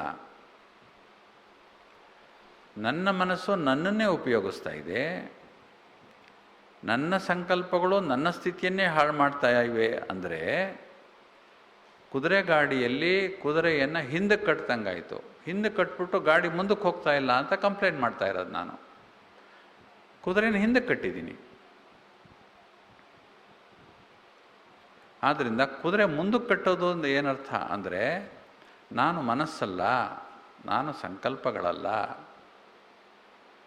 ಇದು ನನ್ನ ಮನಸ್ಸು, ಇವು ನನ್ನ ಸಂಕಲ್ಪಗಳು ಅನ್ನುವ ಬಲವಾದ ನಂಬಿಕೆ ಮತ್ತು ಅವುಗಳನ್ನು ನಿಯಂತ್ರಣ ಮಾಡುವ ಶಕ್ತಿ ಎರಡನ್ನೂ ನಾನು ಮಾಡಿಕೊಳ್ಬೇಕು. ಆವಾಗ ಇದರಿಂದ ಏನಾಗುತ್ತೆ, ಆಂತರಿಕವಾಗಿ ನನ್ನ ಎಲ್ಲ ಬೇಡದಂತಹ ವಿಚಾರಗಳು ಸಂಕ್ಷಿಪ್ತವಾಗಿ ಬೇಡದ ಒಂದು ವಿಚಾರ ಎರಡು ವಿಚಾರ ಮಾತ್ರ ಉಳ್ಕೊಳ್ಬೇಕು. ಆ ಥರ ನಾನು ಪ್ರಯತ್ನವನ್ನು ಮಾಡಬೇಕು. ಒಂದು. ಎರಡನೇದು, ಅಮೃತ ವೇಳೆಯನ್ನು ಇನ್ನೂ ಹೆಚ್ಚಾಗಿ ಇನ್ನೂ ನನಗೆ ಅನುಕೂಲಕರವಾಗಿ ನಾನು ಉಪಯೋಗಿಸ್ಕೊಳ್ಬೇಕು. ಯಾಕೆಂದರೆ ಬಾಬಾರವ್ರು ಏನು ಹೇಳಿದ್ದಾರೆ ಅಂದರೆ, ಇದು ಆದಿ ಸಮಯ, ಬ್ರಹ್ಮ ಮುಹೂರ್ತ. ಇದು ಬ್ರಹ್ಮ ಮುಹೂರ್ತ ಅಂದರೆ ಏನು ಅಂದರೆ, ಬ್ರಹ್ಮ ಸೃಷ್ಟಿಯ ಆದಿಯನ್ನು ಪ್ರಾರಂಭ ಮಾಡುವ ಹಂತವೇ ಬ್ರಹ್ಮ ಮುಹೂರ್ತ. ನಮಗೆ ಪ್ರತಿ ದಿವಸ ಸೃಷ್ಟಿಯ ಪ್ರಾರಂಭನೆ ಬೆಳಗ್ಗೆ ಎದ್ದ ತಕ್ಷಣ. ಆದ್ದರಿಂದ ಅದು ನಮಗೆ ಬ್ರಹ್ಮ ಮುಹೂರ್ತ. ಬ್ರಹ್ಮ ಮುಹೂರ್ತ ಅತ್ಯಂತ ಶ್ರೇಷ್ಠವಾದ ಮುಹೂರ್ತ ಅಂತ ಎಲ್ಲ ರೀತಿಯ ಒಂದು ಧಾರ್ಮಿಕ ಗ್ರಂಥಗಳಲ್ಲೂ ಬರೆದಿಟ್ಟಿದ್ದಾರೆ. ಆದರೆ ಬಾಬಾರವ್ರು ನಮಗೇನು ಹೇಳ್ತಾರೆ ಅಂದರೆ, ಈ ಸಮಯ ಇದೆಯಲ್ಲ, ಈ ಬ್ರಹ್ಮ ಮುಹೂರ್ತ, ಈ ಬ್ರಹ್ಮ ಮುಹೂರ್ತ ನಾನು ನಿಮಗಾಗಿ ಕಾದಿರಿಸಿಟ್ಟಿದ್ದೀನಿ ಅಂದರೆ ಯಾಕೆ ಅಂದರೆ, ನಾನು ನಿಮಗೆ ಅವೈಲಬಲ್ ಇದ್ದೀನಿ ಆ ಟೈಮ್ ಫುಲ್ಲಿ. ನೀವು ನನ್ನ ಜೊತೆಗೆ ಮಾತಾಡ್ಬೋದು, ನಾನು ನಿಮ್ಮ ಜೊತೆಗೆ ಮಾತಾಡ್ತೀನಿ ಆ ಸಮಯದಲ್ಲಿ ಅಂತ ಬಾಬಾರವರು ಹೇಳ್ತಾರೆ. ಹಾಗಾಗಿ ಬಾಬಾರವರ ಈ ಸಮಯವನ್ನು ನಾವು ಸಂಪೂರ್ಣವಾಗಿ ಉಪಯೋಗಿಸ್ಕೊಳ್ಬೇಕು. ಆದರೆ ಬೆಳಿಗ್ಗೆ ಅಮೃತ ವೇಳೆಯಲ್ಲಿ ಕುಳಿತಾಗಲೂ ನನಗೆ ಬೇಡದ ಸಂಕಲ್ಪಗಳು ಅಥವಾ ಹಿಂದಿನ ದಿವಸದ ಸಂಕಲ್ಪಗಳು ಬರುವ ಅವಕಾಶ ಇದೆ, ಸಾಧ್ಯತೆ ಇದೆ. ಅದಕ್ಕೆ ಏನು ಮಾಡಬೇಕು, ನಾವು 4-6 ಸಮಾನಗಳನ್ನು ಅಭ್ಯಾಸ ಮಾಡ್ಕೋಬೇಕು. ಬೆಳಿಗ್ಗೆ ಬೆಡ್ಡಿಂದ ಏಳ್ತಾ ಇದ್ದ ಹಾಗೇ ನಾನು ಅವತರಿತ ಆತ್ಮನಾಗಿದ್ದೇನೆ. ಮೊದಲನೇ ಸಮಾನ, ನಾನು ಅವತರಿತ ಆತ್ಮನಾಗಿದ್ದೇನೆ. ನಾನು ಅವತರಿತ ಆತ್ಮನಾಗಿದ್ದೇನೆ ಅಂದರೆ ಏನರ್ಥ? ನಾನು ಪರಂಧಾಮದಿಂದ ಈಗಿನ್ನೂ ಬಂದು ಶರೀರ ಪ್ರವೇಶ ಮಾಡಿದ್ದೀನಿ ಅಷ್ಟೇ. ನಾನೊಬ್ಬ ಅವತಾರ ಪುರುಷ. ನಾನೀಗ ಬಾಬಾ ಜೊತೆ ಯೋಗ ಮಾಡೋಕ್ಕೆ ಹೋಗ್ತಾ ಇದ್ದೀನಿ. ನಾನು ಅವತರಿತ ಆತ್ಮ. ಇದೇ ಮೂಡಲ್ಲಿ ರೆಡಿಯಾಗಿ ಬಂದು ಯೋಗಕ್ಕೆ ಕುಳಿತುಕೊಳ್ಬೇಕು. ಅದೇ ಸಂಕಲ್ಪವನ್ನು 10 ನಿಮಿಷ ಕಂಟಿನ್ಯೂ ಮಾಡಬೇಕು. ನಾನು ಅವತರಿತ ಆತ್ಮನಾಗಿದ್ದೇನೆ. 5-10 ನಿಮಿಷ ಆದಮೇಲೆ ಎರಡನೇ ಸಂಕಲ್ಪ ತಗೊಳ್ಬೇಕು. ನಾನು ಅತ್ಯಂತ ಭಾಗ್ಯಶಾಲಿ ಆತ್ಮನಾಗಿದ್ದೇನೆ. ಎರಡನೇ ಸಮಾನ. ಯಾಕೆ ಭಾಗ್ಯಶಾಲಿ ಆತ್ಮ ನಾನು ಅಂದರೆ, ನನ್ನಷ್ಟು ಭಾಗ್ಯಶಾಲಿ ಯಾರಿದ್ದಾರೆ ಪ್ರಪಂಚದಲ್ಲಿ? ಯಾರಿಲ್ಲ. ಯಾಕೆಂದರೆ ಸ್ವಯಂ ಪರಮಾತ್ಮನ ಜೊತೆಗೆ ನಾನು ಯೋಗ ಮಾಡ್ತಾ ಇದ್ದೀನಿ, ಪರಮಾತ್ಮನ ಜೊತೆಗೆ ನಾನು ಮಾತಾಡ್ತೀನಿ ಮತ್ತು ಪರಮಾತ್ಮನಿಂದ ಸಿಗುವಂತಹ ಎಲ್ಲ ಖಜಾನೆಗಳನ್ನು ನಾನು ದಕ್ಕಿಸ್ಕೊಳ್ತೇನೆ. ಅದಕ್ಕೆ ನಾನು ಭಾಗ್ಯಶಾಲಿ ಆತ್ಮ. ಇನ್ನೊಂದು ಕಾರಣ, ಇಡೀ 5000 ವರ್ಷಗಳ ಈ ಕಲ್ಪದಲ್ಲಿ ನನ್ನ ಪಾತ್ರ ಭಾಳ ವಿಶೇಷವಾದದ್ದು. 5000 ವರ್ಷಗಳು ಯಾರಾದರೂ ಪಾತ್ರ ಮಾಡುವಂಥವರಿದ್ದರೆ ಅದರಲ್ಲಿ ನಾನು ಒಬ್ಬ. 750 ಕೋಟಿ ಜನದಲ್ಲಿ ಕೇವಲ 9 ಲಕ್ಷ ಜನ ಮಾತ್ರ 5000 ವರ್ಷ ಪಾತ್ರ ಮಾಡುವಂಥವ್ರು. ಎಷ್ಟು ಪರ್ಸೆಂಟೇಜ್ ಆಗುತ್ತೆ ಅಲ್ಲಿಗೆ? ನೆಗ್ಲಿಜಿಬಲ್ 0.000% ಆಗುತ್ತೆ. ಅಷ್ಟು ಪರ್ಸೆಂಟ್ ಒಳಗೆ ನಾನು ಒಬ್ಬ. ನಾನೆಂಥ ಭಾಗ್ಯಶಾಲಿ. ಮತ್ತು ಇದಕ್ಕೆ ಬಾಬಾ ನನ್ನನ್ನೇ ಆರಿಸ್ಕೊಂಡಿದ್ದಾರೆ. ಈಗಷ್ಟೇ ಅಲ್ಲ, ಪ್ರತಿ ಕಲ್ಪದಲ್ಲೂ ನನ್ನನ್ನೇ ಆರಿಸ್ಕೊಳ್ತಾರೆ. ನಾನೆಂಥ ಭಾಗ್ಯಶಾಲಿ ಅಲ್ವಾ? ಹೀಗೆ ನನ್ನ ಸಂಕಲ್ಪಗಳನ್ನು ಮಾಡಿಕೊಂಡು, ಒಂದು ಬಾಬರ್ ಜೊತೆ ಮಾತಾಡೋದು, ಎರಡನೇದು ಬಾಬರ್ ಅವ್ರಿಗೆ ಪದೇ ಪದೇ ಪದೇ ಪದೇ ಥ್ಯಾಂಕ್ಸ್ ಹೇಳೋದು. ಬಾಬಾ ನನಗೆ ಇಷ್ಟೊಂದು ಭಾಗ್ಯ ಕೊಟ್ಟಿದ್ದೀರಾ, ಭಾಳ ಥ್ಯಾಂಕ್ಸ್ ಬಾಬಾ, ತುಂಬ ಥ್ಯಾಂಕ್ಸ್ ಬಾಬಾ, ನನ್ನನ್ನೇ ಆಯ್ಕೆ ಮಾಡ್ಕೊಂಡಿದೆಯಲ್ಲ, ಪ್ರತಿ ಕಲ್ಪನೂ ನನ್ನನ್ನೇ ಆಯ್ಕೆ ಮಾಡ್ಕೋತಿಯಲ್ಲ, ನನ್ನ ಪಾತ್ರ ಎಂಥ ವಿಶೇಷವಾದದ್ದು, ನಾನೆಂಥ ಭಾಗ್ಯಶಾಲಿ ಆತ್ಮ, ನಿನ್ನ ದೃಷ್ಟಿ ತಗೊಳ್ತಾ ಇದ್ದೀನಿ, ನಿನ್ನ ಜೊತೆ ಯೋಗ ಮಾಡ್ತಾಯಿದ್ದೀನಿ, ನಿನ್ನ ಜೊತೆ ಮಾತಾಡ್ತಾ ಇದ್ದೀನಿ, ಪ್ರಪಂಚದಲ್ಲಿ ಯಾರಿಗೂ ಸಿಗದೆ ಇರತಕ್ಕಂಥ ಈ ಭಾಗ್ಯ ನನಗೆ ಸಿಕ್ಕಿದೆಯಲ್ಲಪ್ಪ, ನಿಜವಾಗಲೂ ಭಾಗ್ಯಶಾಲಿ ನಾನು. 10 ನಿಮಿಷ ಬಾಬವ್ರ ಜೊತೆ ಮಾತಾಡೋದು, ಬಾಬವ್ರಿಗೆ ಪೂರ್ಣವಾಗಿ ಮನಃಪೂರ್ವಕವಾಗಿ ಧನ್ಯವಾದಗಳನ್ನು ಹೇಳೋದು. 3ನೇ ಸೋಮಾನ, ನಾನು ವಿಜಯೀ ಆತ್ಮನಾಗಿದ್ದೇನೆ, ನಾನು ವಿಜಯೀ ಆತ್ಮ. ನಾನು ಎಷ್ಟರ ಮಟ್ಟಿಗೆ ವಿಜಯೀ ಅಂದರೆ, ನನ್ನ ಜೀವನದಲ್ಲಿ ಬರುವಂಥ ಎಲ್ಲ ವಿಘ್ನಗಳನ್ನು, ಎಲ್ಲ ಸಮಸ್ಯೆಗಳನ್ನು ನಿನ್ನ ಶಕ್ತಿಯಿಂದ ನಾನು ಪಾರು ಮಾಡಿಕೊಳ್ತೇನೆ. ಇದಕ್ಕೆ ನಿನ್ನ ಶಕ್ತಿ ನನಗೆ ಬೇಕು. ನೀನು ನನಗೆಲ್ಲ ಶಕ್ತಿಗಳನ್ನು ಕೊಟ್ಟಿದ್ದೀಯಾ, ಎಲ್ಲ ರೀತಿಯ ಜ್ಞಾನವೂ ನನಗೆ ಅರ್ಥ ಆಗಿದೆ. ನಾನು ಮಾಯೆಯ ಮೇಲೆ ಸಂಪೂರ್ಣವಾಗಿ ವಿಜಯವನ್ನು ಗಳಿಸಿ, ಸಂಪೂರ್ಣವಾಗಿ ತೇರ್ಗಡೆಯಾಗಿ ನಾನು ಸೃಷ್ಟಿ ಆದಿಯಲ್ಲಿ ಬರ್ತೇನೆ, ನನ್ನ ಜನ್ಮವನ್ನು ಪಡ್ಕೊಳ್ತೇನೆ. ನಾನು ವಿಜಯೀ ಆತ್ಮ, ನಾನು ಮಾಯಾಜೀತ ಆತ್ಮ, ನಾನು ವಿಕರ್ಮಾಜೀತ ಆತ್ಮ, ನಾನು ಕರ್ಮೇಂದ್ರಿಯಾಜೀತ ಆತ್ಮ. ಇವೆಲ್ಲವನ್ನು ಮಾಡೋದಕ್ಕೆ ಬಾಬಾ, ಇದಕ್ಕೆ ನೀನೇ ಕಾರಣ. ಹೀಗೆ ಬಾಬರ್ ಜೊತೆ ಮಾತಾಡಿಕೊಂಡು ನಾನು ಎಷ್ಟರ ಮಟ್ಟಿಗೆ ವಿಜಯಿಯಾಗಿದ್ದೇನೆ, ಎಷ್ಟರ ಮಟ್ಟಿಗೆ ನನ್ನಲ್ಲಿ ಅಷ್ಟೊಂದು ಶಕ್ತಿ ಬಂದಿದೆ ಅಂತ ನನ್ನನ್ನು ನೋಡ್ಕೊಳ್ಬೇಕು. ಮತ್ತು ಅದರಲ್ಲಿ ಅಪಾರವಾದಂಥ ಸಂತುಷ್ಟತೆ ಬರಬೇಕು ನನಗೆ ಒಳಗಡೆಯಿಂದ. ಭಗವಂತ ನನಗೆ ಎಷ್ಟೊಂದು ಸಹಕಾರ ಕೊಟ್ಟಿದ್ದಲ್ಲಪ್ಪ ನೀನು, ಇಷ್ಟು ದೊಡ್ಡ ಮಾಯೆಯನ್ನು ಗೆಲ್ಲಕ್ಕೆ ನಿನ್ನ ಜ್ಞಾನನೇ ಕಾರಣ, ನಿನ್ನ ಯೋಗನೇ ಕಾರಣ. ನಾನು ನಿನ್ನ ವಿಶೇಷವಾದ ಮಗು, ನಾನು ವಿಜಯೀ ಆತ್ಮ ಆಗಿದ್ದೇನೆ. ಪುನಃ ಬಾಬರಿಗೆ ಥ್ಯಾಂಕ್ಸ್ ಹೇಳೋದು, ಪುನಃ ಬಾಬರ ಜೊತೆ ಮಾತಾಡೋದು, ಪುನಃ ನನ್ನನ್ನು ನೋಡ್ಕೊಳ್ಳೋದು. ನಾನು ಎಷ್ಟರ ಮಟ್ಟಿಗೆ ವಿಜಯೀ ಆಗ್ತಾಯಿದ್ದೀನಿ, ಎಂಥದೇ ಸಮಸ್ಯೆ ಬರಲಿ ನಾನು ಎದುರಿಸ್ತೀನಿ, ಎಂಥದೇ ವಿಘ್ನ ಬರಲಿ ನನ್ನ ಜೀವನದಲ್ಲಿ ನಾನು ಎದುರಿಸ್ತೀನಿ, ನಾನು ವಿಜಯೀ ಆತ್ಮ ಆಗಿದ್ದೇನೆ. ಇದೊಂದು 10 ನಿಮಿಷ. ಕೊನೆಯ 10 ನಿಮಿಷ ನಾನು ಮಾಸ್ಟರ್ ಸರ್ವಶಕ್ತಿವಂತನಾಗಿದ್ದೇನೆ. ಬಾಬರವರಲ್ಲಿ ಎಷ್ಟು ಶಕ್ತಿಗಳಿವೆ ಅವೆಲ್ಲ ನನ್ನ ಶಕ್ತಿಗಳೇ. ಕೇವಲ ಅಷ್ಟಶಕ್ತಿಗಳು ಮಾತ್ರ ಅಲ್ಲ, ಎಲ್ಲ ರೀತಿಯ ಶಕ್ತಿಗಳು ನಾನು ಆತ್ಮನಲ್ಲಿವೆ. ಎಲ್ಲ ರೀತಿಯ ವಿಶೇಷತೆಗಳು ಬಾಬಾ ನಿನ್ನಲ್ಲಿ ತುಂಬಿದೆಯಾ. ನನ್ನನ್ನು ವಿಶೇಷತಾ ಸಂಪನ್ನ ಆತ್ಮನನ್ನಾಗಿ ಮಾಡಿದ್ದೀಯಾ. ನಾನು ಮಾಸ್ಟರು ಸರ್ವಶಕ್ತಿವಂತ ಆತ್ಮನನ್ನಾಗಿ ಮಾಡಿದ್ದೀಯಾ. ನನಗೆ ಬೇಕಾದಂಥ ಶಕ್ತಿಗಳನ್ನೆಲ್ಲವೂ ನನ್ನಲ್ಲಿ ತುಂಬಿದ್ದೀಯಾ ನೀನು. ನಾನು ಕಲ್ಪದ ಹಿಂದಿನ ಆತ್ಮ, ನಿನ್ನ ಮಗು ನಾನು. ಬಾಬುವರಿಂದ ಬರ್ತಾ ಇರ್ತಕ್ಕಂಥ ತರಂಗಗಳಲ್ಲಿ ಎಷ್ಟು ಶಕ್ತಿಗಳಿವೆ, ಎಷ್ಟೊಂದು ಉತ್ತಮವಾದ ಭಾವನೆಗಳಿವೆ. ತಂದೆ ಮತ್ತು ಮಗುವಿನ ಮಧ್ಯೆ ಇರ್ತಕ್ಕಂಥ ಪ್ರೀತಿಯ ಭಾವನೆಗಳನ್ನು ನಾವು ಸ್ವೀಕರಿಸಬೇಕು ಮತ್ತು ಅದನ್ನು ಅನುಭವಿಸಬೇಕು. ಹೀಗೆ 45 ನಿಮಿಷ ಅಥವಾ 50 ನಿಮಿಷದ ಅವಧಿಯಲ್ಲಿ ನಾನು ಸಂಪೂರ್ಣವಾಗಿ ಮಗ್ನವಾಗಿರಬೇಕು ಬಾಬುವ್ರ ಜೊತೆಗೆ.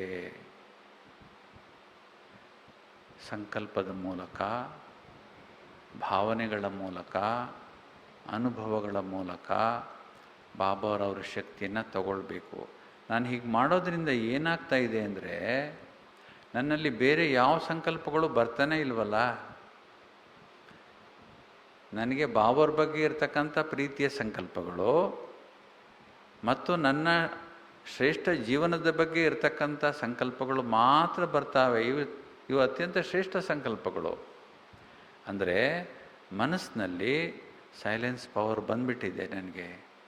ಸೈಲೆನ್ಸ್ ಪವರ್ ಬಂದಿರೋದ್ರಿಂದ ಬೈ ಡಿಫಾಲ್ಟ್ ಆಟೋಮೆಟಿಕ್ಕಾಗಿ ಬಾಬಾರವರ ತರಂಗಗಳು ನನ್ನಲ್ಲಿ ತುಂಬ ಪ್ರವೇಶ ಆಗಿವೆ.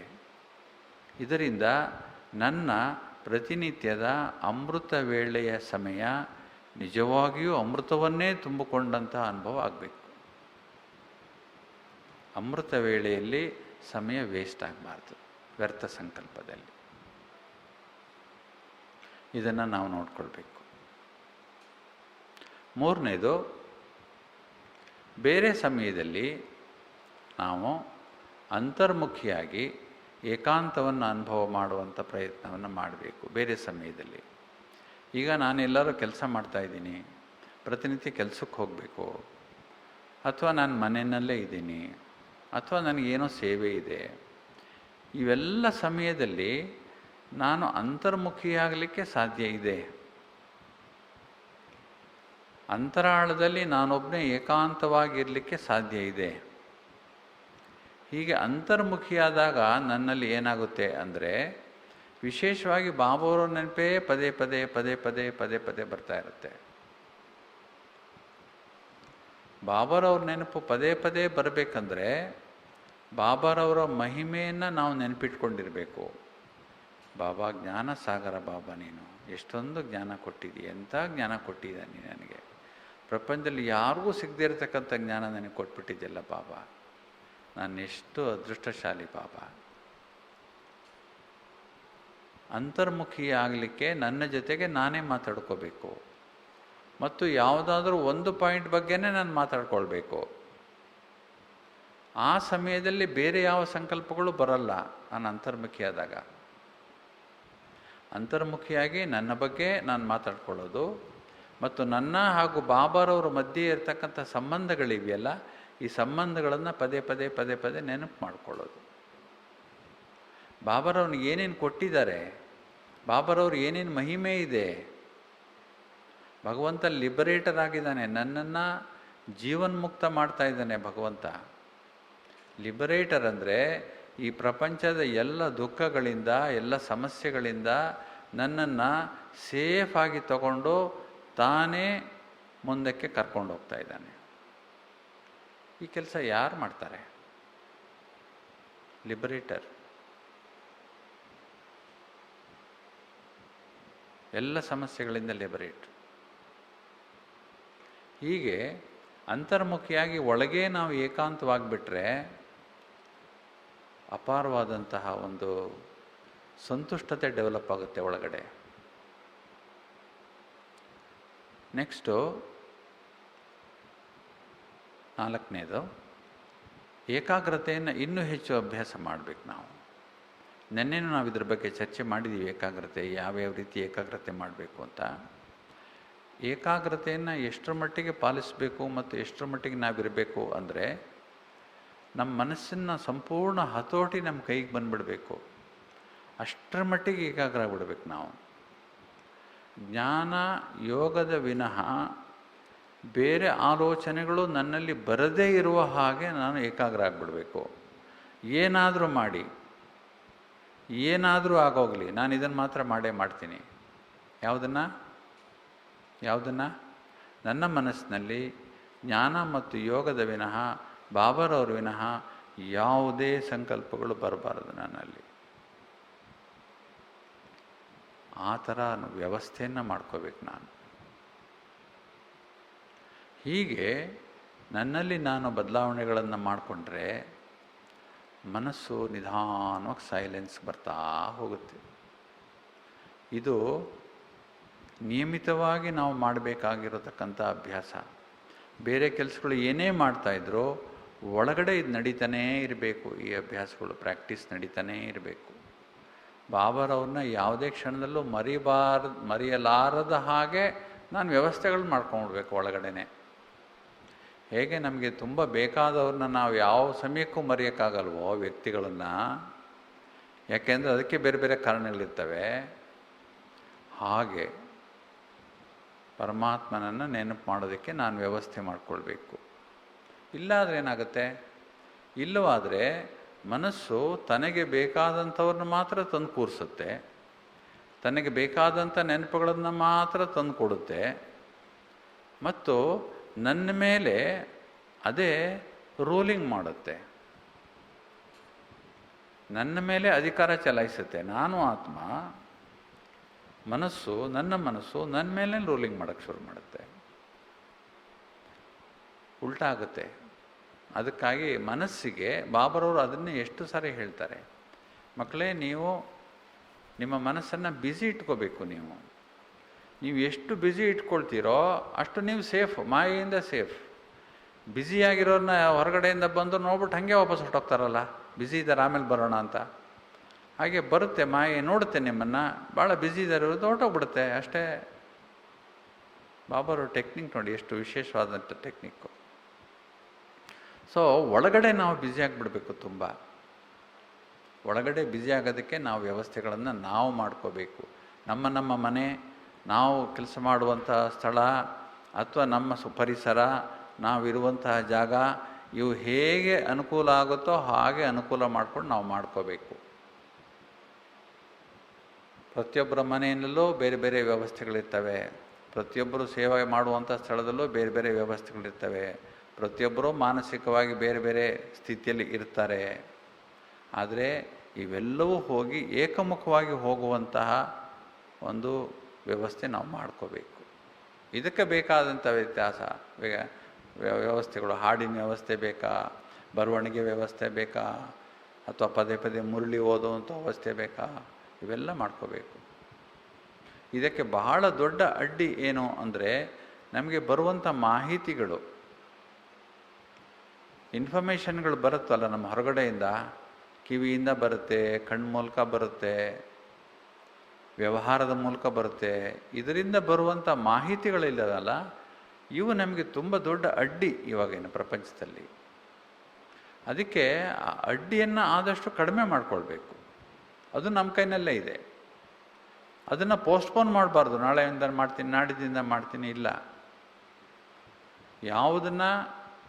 ಯಾವ ವ್ಯವಸ್ಥೆಯನ್ನು ಯಾವಾಗ ಉಪಯೋಗಿಸ್ಕೋಬೇಕೋ ಅಷ್ಟೇ ಉಪಯೋಗಿಸ್ಕೊಂಡು ಬಿಟ್ಬಿಡ್ಬೇಕು, ಮುಗ್ದೋಯ್ತು. ನಾನು ಭಾಳ ಬ್ಯುಸಿ, ನನಗೆ ಇವೆಲ್ಲ ನೋಡೋಕ್ಕೆ, ಇವೆಲ್ಲ ಮಾಡೋಕ್ಕೆ ಟೈಮ್ ಇಲ್ಲ ನನಗೆ. ನನ್ನನ್ನು ನಾನು ಬ್ಯುಸಿ ಮಾಡ್ಕೋಬೇಕು. ಆವಾಗಲೇ ಬದಲಾವಣೆ ಆಗುತ್ತೆ ಮತ್ತು ಸೈಲೆನ್ಸ್ ಪವರ್ನ ನಿಜವಾದಂಥ ಶಕ್ತಿಯ ಅನುಭವ ಆಗುತ್ತೆ ನಮಗೆ. ಒಳಗಡೆ ಮನಸ್ಸಿನಲ್ಲಿ ನಾವು ಸ್ವತಂತ್ರರಾಗಿರಬೇಕು, ಪರತಂತ್ರರಾಗಿರೋದಲ್ಲ ಮನಸ್ಸು. ಮನಸ್ಸು ಅನ್ನೋದು ಗಾಳಿಪಟ ಇರೋ ಹಾಗೆ, ಹಾರಾಡೋಕ್ಕೆ ಇಷ್ಟಪಡುತ್ತೆ ಅದು ಯಾವಾಗಲೂ ಮನಸ್ಸು. ಅದಕ್ಕೆ ಸಂಯಮ ಎನ್ನುವ ದಾರ ಕಟ್ಟಿ ನಾನು ಇಟ್ಕೊಂಡಿರಬೇಕು ಆತ್ಮ ಕೈಯಲ್ಲಿ. ಸಂಯಮ ಅನ್ನುವ ದಾರ ಇಲ್ಲದೆ ಇರತಕ್ಕಂಥ, ಸೂತ್ರ ಇಲ್ಲದೆ ಇರತಕ್ಕಂಥ ಗಾಳಿಪಟ ಒಂದು ಕ್ಷಣಕ್ಕೆ ಹೊರಟೋಗ್ಬಿಡುತ್ತೆ, ಕೈ ದಾಟಿ ಕೈಗೆ ಸಿಗಲ್ಲ ಆಮೇಲೆ. ಆದ್ದರಿಂದ ಸಂಯಮ ನಿಯಮಗಳು ನನ್ನ ಜೀವನದ ಒಂದು ಭಾಗ ಆಗಬೇಕು. ಅದಕ್ಕೆ ಬಾಬರವರು ಇಷ್ಟೆಲ್ಲ ರೆಸ್ಟ್ರಿಕ್ಷನ್ ಮಾಡಿದ್ದಾರೆ ನೋಡಿ. ಯಾಕೆಂದರೆ ಮನಸ್ಸಿಗೆ ಸಂಯಮ ಬೇಕು. ಆಹಾರದ ಸಂಯಮ, ನಿದ್ರೆಯ ಸಂಯಮ, ಓಡಾಟದ ಸಂಯಮ, ನೋಡುವ ಸಂಯಮ, ಮಾತನಾಡುವ ಸಂಯಮ, ಯೋಚನೆ ಮಾಡುವ ಸಂಯಮ, ವ್ಯವಹಾರದಲ್ಲಿ ಸಂಯಮ. ಎಷ್ಟು ರೀತಿಯ ಸಂಯಮಗಳು ಬಾಬರು ಕೊಟ್ಟಿದ್ದಾರೆ. ಯಾಕೆ ಮಾಡಿದ್ದಾರೆ ಇದನ್ನೆಲ್ಲ? ಇದೆಲ್ಲ ನಾವು ಅಕ್ಸೆಪ್ಟ್ ಮಾಡ್ಕೊಂಡಿದ್ದೀವಲ್ಲ, ಹೌದು ಬಾಬಾ ನಮಗೆ ಬೇಕು ಅಂತ ನಾವೇ ಅಕ್ಸೆಪ್ಟ್ ಮಾಡ್ಕೊಂಡಿರೋದು. ನಮ್ಮ ಮೇಲೇನು ಯಾರೂ ಹೇರಿಲ್ವಲ್ಲ, ಇದನ್ನು ಹಿಂಗೆ ಮಾಡಬೇಕು ಅಂತ ಏನಿಲ್ವಲ್ಲ. ಅವನ್ನೆಲ್ಲ ಒಪ್ಪೆ ತಾನೇ ನಾವಿಲ್ಲಿಗೆ ಬಂದಿರೋದು. ನಮ್ಮ ಜೀವನದ ಗುರಿ ಏನು? ನಾವು ಯಾತಕ್ಕೋಸ್ಕರ ಇಲ್ಲಿ ಬಂದಿದ್ದೀವಿ? ನಾವು ಬಂದಿರೋದೇ ಯೋಗಿಗಳಾಗಕ್ಕೆ, ನಾವು ಬಂದಿರೋದೇ ದೇವತೆಗಳಾಗಕ್ಕೆ, ನಾವು ಬಂದಿರೋದೇ ಸುಖ ಅನುಭವಿಸೋಕ್ಕೆ. ನಿಜವಾದ ಸುಖ ಏನಿದೆ ಅದನ್ನು ಅನುಭವಿಸೋಕ್ಕೆ ನಾವಿಲ್ಲಿ ಬಂದಿರೋದು. ಉಳಿದಿದ್ದೆಲ್ಲ ತಾತ್ಕಾಲಿಕವಾದದ್ದು. ನಾವೇನೇ ಕೆಲಸ ಮಾಡಲಿ, ಏನೇ ಸೇವೆ ಮಾಡಲಿ, ಯಾವುದೇ ಮನೆಯಲ್ಲಿರಲಿ, ಯಾವುದೇ ಸಂಬಂಧಗಳಿರಲಿ, ಅವೆಲ್ಲ ತಾತ್ಕಾಲಿಕವಾದಂಥದ್ದು. ಅದಕ್ಕೋಸ್ಕರ ಬಂದಿಲ್ಲ ನಾವು. ಆವಾಗಲ್ಲೇ ಇರ್ಬೋದಿತ್ತು ನಾನು. ಇಲ್ಲಿಗೆ ಯಾಕೆ ಬಂದೆ ಮತ್ತೆ? ಯಾರು ಹೇಳಿದ್ರು ಅಂತ ಏನು ಬಂದುಬಿಟ್ವಾ? ಅಥವಾ ಯಾರು ಎಳ್ಕೊಂಬಂದು ಬಿಟ್ಬಿಟ್ರು ಅಂತ ನಾವು ಇಲ್ಲಿ ಇಲ್ಲಿದ್ವಾ? ನೋ, ಹಾಗೇನಿಲ್ಲ. ನನಗೆ ಬೇಕಾಗೇ ನಾನು ಇಲ್ಲಿರೋದು. ನಾನು ಬೇಕಾಗಿದ್ದನ್ನು ಆಯ್ಕೆ ಮಾಡ್ಕೊಂಡಿರೋದು ನಾನು ಬಾಬಾವ್ರನ್ನ. ನಾನೇ ಆಯ್ಕೆ ಮಾಡಿಕೊಂಡು ನಾನೇ ಮಾಡಲಿಲ್ಲ ಅಂದರೆ ಹೆಂಗಾಗುತ್ತೆ? ಇದಕ್ಕೆ ಬಾಬಾರವ್ರು ಹೇಗೆ ಹೊಣೆ ಹಾಕ್ತಾರೆ? ನಾನೇ ಹೊಣೆ ಇದಕ್ಕೆ. ಆದ್ದರಿಂದ ಬಂದಿರುವಂಥ ಉದ್ದೇಶವನ್ನು ಪದೇ ಪದೇ ನಾವು ನೆನಪು ಮಾಡ್ಕೋಬೇಕು. ನಾನು ಯಾತಕ್ಕೋಸ್ಕರ ಬಂದಿದ್ದೀನಿ ಇಲ್ಲಿ ಬಾಬಾರವ್ರ ಹತ್ರ? ಬಾಬಾವ್ರು ನನ್ನನ್ನು ಯಾಕೆ ಆರಿಸ್ಕೊಂಡಿದ್ದಾರೆ? ಬಾಬಾರವ್ರು ನನ್ನ ಏನು ನಿರೀಕ್ಷೆ ಇಟ್ಟಿದ್ದಾರೆ ಅಂದರೆ, ಈ ಮಗು ಚೆನ್ನಾಗಿ ಓದಿ ಬರೆದು ಹೈ ರ್ಯಾಂಕಿಂಗ್ ತಗೊಂಡು ಒಳ್ಳೆ ಪಾತ್ರ ಮಾಡಬೇಕು. ಬಾಬಾ ನಿರೀಕ್ಷೆ ಇಟ್ಕೋದು ನೀನು ಮಹಾರಾಜ ಆಗಬೇಕು, ನೀನು ಕಿರೀಟ ಇಟ್ಕೊಂಡು ಸಿಂಹಾಸನದ ಮೇಲೆ ಕೂತ್ಕೋಬೇಕು. ನಂಗೆ ಆಗಲ್ಲ ಬಾಬಾ, ಅವೆಲ್ಲ ನನಗೆ ಸರಿಯಾಗಲ್ಲ, ನಾನು ಕೆಳಗಡೆನೇ ಕೂತ್ಕೋತೀನಿ ಪರವಾಗಿಲ್ಲ ಅಂದರೆ ಬಾಬರು ಏನು ಮಾಡ್ತಾರೆ? ಆಯ್ಕೆ ನಮ್ಮದು. ಆದ್ದರಿಂದ ಬೇರೆ ಎಲ್ಲ ಅಡೆತಡೆಗಳನ್ನು ನಿವಾರಣೆ ಮಾಡ್ಕೋಬೇಕಂದ್ರೆ ನಮ್ಮ ಮನಸ್ಸನ್ನು ರಿಫೈನ್ ಮಾಡ್ಕೊಳ್ಬೇಕು, ಶುದ್ಧೀಕರಣ ಮಾಡ್ಕೋಬೇಕು, ಮತ್ತು ಸ್ವಚ್ಛ ಮಾಡ್ಕೋಬೇಕು, ಸುಂದರ ಮಾಡ್ಕೋಬೇಕು, ಪವಿತ್ರ ಮಾಡ್ಕೋಬೇಕು, ಪಾವನ ಮಾಡ್ಕೋಬೇಕು ಮನಸ್ಸನ್ನು. ಯಾಕೆಂದರೆ ಅದೇ ನಮಗೆ ದೊಡ್ಡ ಶತ್ರು. ಒಬ್ಬರು ವಿದೇಶಿ ದಾರ್ಶನಿಕರು ಹೇಳಿದ್ದಾರೆ, ನಿಮಗೆ ಯಾರಾದರೂ ಜೀವನದಲ್ಲಿ ಭಾಳ ತೊಂದರೆ ಕೊಡ್ತಾ ಇದ್ದಾರೆ ಅಂದರೆ ಅದು ನಿಮ್ಮ ಆಲೋಚನೆಗಳು ಮಾತ್ರ. ಬೇರೆ ಯಾರೂ ನಿಮ್ಗೆ ತೊಂದರೆ ಕೊಡ್ತಾ ಇಲ್ಲ, ನಿಮ್ಮ ಆಲೋಚನೆಗಳೇ ನಿಮ್ಗೆ ತೊಂದರೆ ಕೊಡ್ತಾ ಇರೋದು. ಸರಿ ಅಲ್ವಾ ತಾನೇ ಅವ್ರು ಹೇಳಿದ್ದು?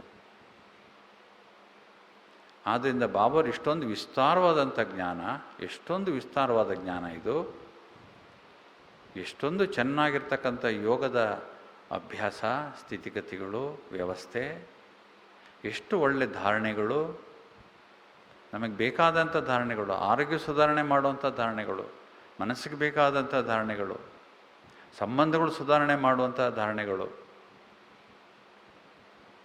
ಮತ್ತು ಪರಮಾತ್ಮನ ಸೇವೆ, ಪರಮಾತ್ಮನಿಗೆ ಸೇವೆ ಮಾಡುವಂಥ ಅವಕಾಶ, ಇವೆಲ್ಲವನ್ನು ಒಂದೇ ಪ್ಯಾಕೇಜಲ್ಲಿ ಕೊಟ್ಬಿಟ್ಟಿದ್ದಾರೆ ಬಾಬಾ ಅವರು. ಕಂಪ್ಲೇಂಟ್ ಮಾಡೋದು ಯಾರ ಮೇಲೆ ಕಂಪ್ಲೇಂಟ್ ಮಾಡೋದು? ನಾವು ನನ್ನ ಮೇಲೆ ನಾನೇ ಕಂಪ್ಲೇಂಟ್ ಮಾಡ್ಕೋಬೇಕಷ್ಟೆ. ಆದ್ದರಿಂದ ಮೊದಲು ಮನಸ್ಸನ್ನು ಸೈಲೆಂಟ್ ಮಾಡ್ಕೊಂಬಿಡೋಣ. ಸೈಲೆಂಟ್ ಮಾಡಿಕೊಂಡು ಉಳಿದಿದ್ದನ್ನು ಬಾಬರಿಗೆ ಬಿಟ್ಬಿಡೋಣ. ಸೈಲೆಂಟ್ ಆದರೆ ಆಟೋಮೆಟಿಕ್ಕಾಗಿ ಬಾಬರ ಶಕ್ತಿ ತನ್ನಿಂದ ತಾನೇ ಬರುತ್ತೆ, ತನ್ನ ಕೆಲಸ ತಾನೇ ಮಾಡ್ತಾ ಹೋಗುತ್ತೆ. ಇದು ಒಂದು ದಿವಸದ ಪ್ರಶ್ನೆ ಅಲ್ಲ, ಪ್ರತಿನಿತ್ಯದ ಪ್ರಶ್ನೆ ಇದು. ಒಂದು ದಿವಸ ನಾವು ಲೂಸ್ ಆದರೆ ಗಾಳಿಪಟ ಹರಿದು ದೂರ ಹೊರಟೋಗುತ್ತೆ ಒಂದೇ ದಿವಸದಲ್ಲಿ. ಮತ್ತು ಅದನ್ನು ಅದೇ ಥರ ವಾಪಸ್ ತರೋದು ಭಾಳ ಕಷ್ಟ. ತುಂಬ ಹಠ ಮಾಡುತ್ತೆ ಮನಸ್ಸು. ಆದ್ದರಿಂದ ಇದರಿಂದ ಲಾಭಗಳು ತುಂಬ ಇವೆ. ಸೈಲೆನ್ಸ್ ಪವರಿಂದ ಲಾಭಗಳು ತುಂಬ ಇದೆ. ನೀವು ಬೇಕಾದಂಥ ಸೇವೆ ಮಾಡ್ಬೋದು. ಮನಸ್ಸಿನಿಂದ ಬಾಬರು ಏನು ಹೇಳ್ತಾರಲ್ಲ, ಬೇಕಾದಂಥ ಸೇವೆ ಮಾಡ್ಬೋದು. ಸೈಲೆನ್ಸ್ ಪವರಿಂದ ನೀವು ಏನು ಅಂದ್ಕೊಳ್ತೀರೋ ಅದು ಆಗುತ್ತೆ ಅಂತ ಬಾಬರವರು ಹೇಳಿದ್ದಾರೆ. ನಿಮ್ಮ ರೋಗಗಳನ್ನು ನೀವು ಗುಣ ಮಾಡ್ಕೋಬೋದು ಅಂತ ಬಾಬರವರು ಹೇಳಿದ್ದಾರೆ. ಏನು ಶಕ್ತಿ ನಮ್ಮಲ್ಲಿ ಕೇಂದ್ರೀಕೃತವಾಗುತ್ತೆ ಅದನ್ನು ನಿಮ್ಮ ಶರೀರದ ಮೇಲೆ ನೀವೇ ಎಕ್ಸ್ಪೆರಿಮೆಂಟ್ ಮಾಡ್ಕೊಳ್ಳಿ, ನೋಡಿ.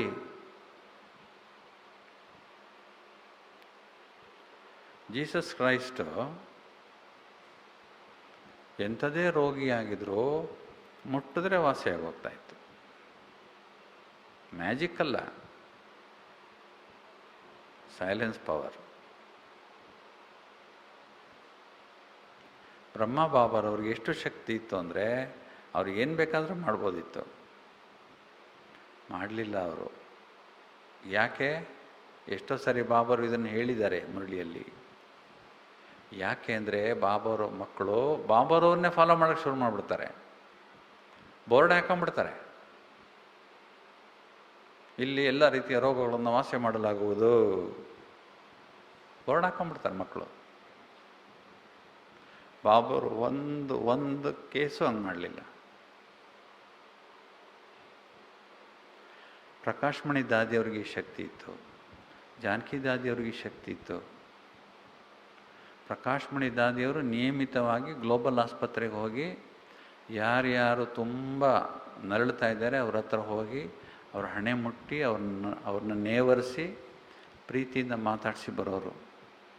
ಗುಣ ಆಗೋದವ್ರಿಗೆ. ಪ್ರಕಾಶ್ಮಣಿ ದಾದಿ ಯಾವತ್ತೂ ನನ್ನಲ್ಲಿ ಆ ಶಕ್ತಿ ಇದೆ ಈ ಶಕ್ತಿ ಇದೆ ಯಾವತ್ತೂ ಹೇಳಲಿಲ್ಲ ಅವರು. ಪ್ರಕಾಶ್ಮಣಿ ದಾದಿಯವರ ಕೈಯನ್ನು ತಲೆ ಮೇಲೆ ಇಡಿಸ್ಕೊಳ್ಬೇಕು ಅಂತಲೇ ಎಷ್ಟು ಜನ ಕಾಯ್ತಾ ಇರೋರು, ಎಷ್ಟು ಜನ. ದಾದಿ ನಿಮ್ಮ ಆಶೀರ್ವಾದ ಹಸ್ತ ನನ್ನ ತಲೆ ಮೇಡಿ ಸ್ವಲ್ಪ ಹೊತ್ತಾದರು ಅಂತ ಇರುತ್ತೆ ಶಕ್ತಿ. ಬಾಬಾ ಹೇಳಿದ್ದಾರೆ ಇದು ಅಂತಿಂತ ಶಕ್ತಿಯಲ್ಲ, ಬಹಳ ವಿಶೇಷವಾದ ಶಕ್ತಿ. ಈ ಶಕ್ತಿಯನ್ನು ನೀವು ವಿಶ್ವ ಕಲ್ಯಾಣಕ್ಕೆ ಮಾತ್ರ ಉಪಯೋಗಿಸ್ಕೋಬೇಕು, ಸ್ವಾರ್ಥಕ್ಕಾಗಿ ಅಲ್ಲ, ಹೆಸರಿಗಾಗಿ ಅಲ್ಲ, ಕೀರ್ತಿಗಾಗಿ ಅಲ್ಲ, ಹಣಕ್ಕಾಗಿ ಅಲ್ಲ. ಇದರಿಂದ ಶಕ್ತಿಗಳು ಜಾಗೃತವಾಗುತ್ತೆ. ಇದನ್ನೇ ಭಕ್ತಿ ಮಾರ್ಗದಲ್ಲೂ ಹೇಳಿರೋದು. ಯಾವಾಗ 7 ಕೇಂದ್ರಗಳು ಜಾಗೃತವಾಗಿಬಿಡ್ತವೆ ಮನುಷ್ಯನಿಗೆ ವಿಶೇಷವಾದ ಶಕ್ತಿ ಬಂದ್ಬಿಡ್ತದೆ. ಬರೀ ಮೂಲಾಧಾರ ಚಕ್ರ ಜಾಗೃತವಾದರೆ ಸಾಕು, ಎಷ್ಟೊಂದು ಶಕ್ತಿ ಇದೆ ಅಂತ ಅಷ್ಟಾಂಗ ಯೋಗ ಹೇಳುತ್ತೆ. ಬರೀ ಮೂಲಾಧಾರ ಚಕ್ರ ಸಾಕು. ಸಹಸ್ರಾರ ಓಪನ್ ಆಗಿಬಿಟ್ರೆ ಅವನು ಸಮಾಧಿಗೆ ಹೊರಟೋಗ್ಬಿಡ್ತಾನೆ. ಸಮಾಧಿ ಅಂದರೆ ಮುಗೀತು, ಹೈಯೆಸ್ಟ್ ಸ್ಟೇಜ್. ಬಾಬರವ್ರನ್ನ ಪ್ರತಿನಿತ್ಯ ನಮಗೆ ಸಮಾಧಿಗೆ ಹೋಗಿ ಅಂತಾರಲ್ಲ. ಸಮಾಧಿ ಅಭ್ಯಾಸ ಮಾಡಿ, ಒಬ್ಬರೇ ಇರಿ, ಒಂದೇ ಸಂಕಲ್ಪ ಇಟ್ಕೊಳ್ಳಿ, ಪರಮಾತ್ಮನ ಜೊತೆ ಯೋಗ ಮಾಡಿ. ಸಮಾಧಿ ಸ್ಥಿತಿ ಅದು. ನಿಮ್ಮನ್ನು ನೀವು ಮರೆತುಬಿಡಿ. ಸಮಾಧಿ ಸ್ಥಿತಿ. ಎಲ್ಲ 7 ಚಕ್ರಗಳು ಆಟೋಮೆಟಿಕ್ಕಾಗಿ ಓಪನ್ ಆಗ್ತವೆ. ಯಾವ ಆಸನ ಹಾಕಬೇಕಾದ ಅವಶ್ಯಕತೆ ಇಲ್ಲ. ಅದೇ ಶರೀರ ದೇಹದಾರ್ಢ್ಯ ಕಾಪಾಡೋದಕ್ಕೆ ನಾವು ವ್ಯವಸ್ಥೆಗಳು ಮಾಡ್ಕೋಬೇಕು, ಅದು ಬೇರೆ ವಿಚಾರ. ಆದರೆ ಮಕ್ಕಳು ಪ್ರಾಕ್ಟೀಸ್ ಯಾವುದನ್ನು ಮಾಡಬೇಕೋ ಅದನ್ನು ಬಿಟ್ಟು ಪ್ರೋಸೆಸ್ಸಲ್ಲೇ ಸಿಗಾಕೊಂಬಿಟ್ರೆ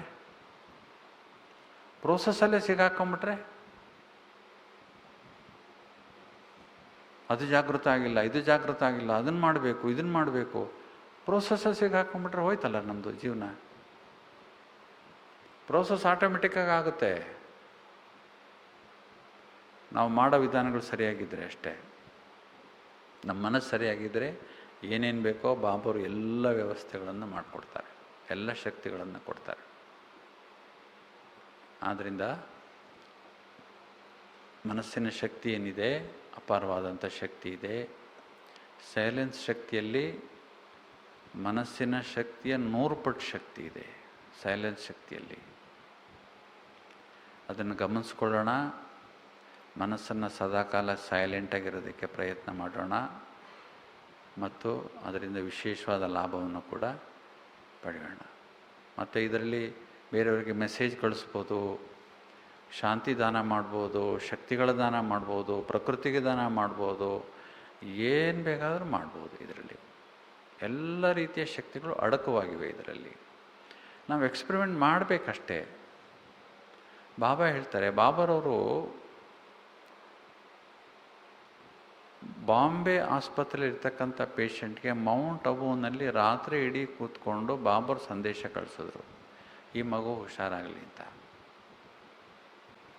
ಅವ್ರಿಗದು ಗೊತ್ತಾಯಿತು, ಅವರು ಯೋಗ ಮಾಡ್ತಾಯಿದ್ರು, ಅವ್ರಿಗೆ ಗೊತ್ತಾಯಿತು ಬಾಬರವ್ರು ನನಗೆ ಸಂದೇಶ ಕಳಿಸ್ತಾ ಇದ್ದಾರೆ ಶರೀರಕ್ಕೆ ಅಂತ. ಗುಣ ಆಯಿತು ಅವ್ರಿಗೆ. ಈ ಕೆಲಸ ನಾವು ಮಾಡ್ಬೋದು. ಇದಕ್ಕಿನ್ನ ದೊಡ್ಡ ಸಮಾಜ ಸೇವೆ ಯಾವುದಿದೆ ಹೇಳಿ ನೋಡೋಣ. ನೊಂದವರಿಗೆ, ಅಳುವವರಿಗೆ, ಕಣ್ಣೀರು ಹಾಕುವವರಿಗೆ ಅದನ್ನು ಒರೆಸುವಂಥ ಸೇವೆ ಮಾಡುವಂಥದ್ದು ಯೋಗದಿಂದ ಮಾಡ್ಬೋದು ನಾವು. ಆದ್ದರಿಂದ ಅಂಥ ವಿಶೇಷವಾದ ಶಕ್ತಿ ಪರಮಾತ್ಮನ ಶಕ್ತಿ ಇದೆ. ಪರಮಾತ್ಮನ ಶಕ್ತಿ ಯಾಕೆ ಎಷ್ಟು ಇದೆ, ಹೈಯೆಸ್ಟ್ ಫ್ರೀಕ್ವೆನ್ಸಿ ಇದೆ ಅಂದರೆ ಬಾಬರವರಲ್ಲಿ ವೇಸ್ಟ್ ಸಂಕಲ್ಪನೆ ಇಲ್ವಲ್ಲ, ನಮ್ಮ ಥರ ಪ್ರಯತ್ನ ಮಾಡೋ ಅವಶ್ಯಕತೆನೇ ಇಲ್ವಲ್ಲ. He is the purest of pure, highest of high.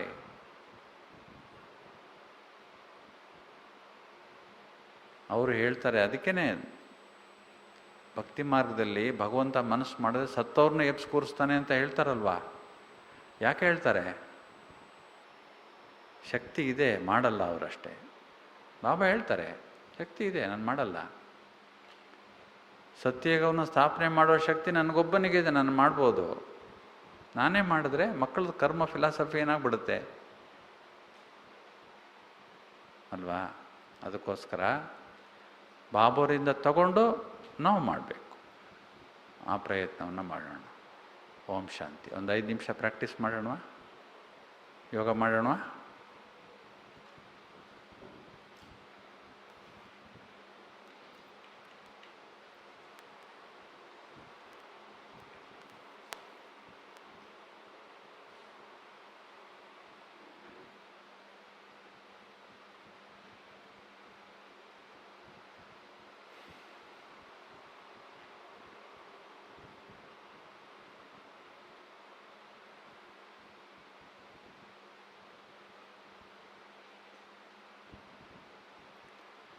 ಶಾಂತಿ.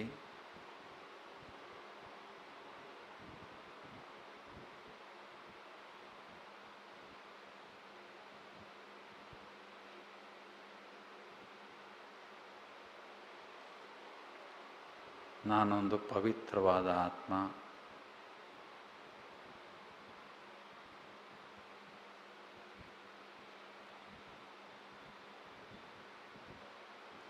ಪ್ರಕೃತಿಯ ಮಧ್ಯದಲ್ಲಿ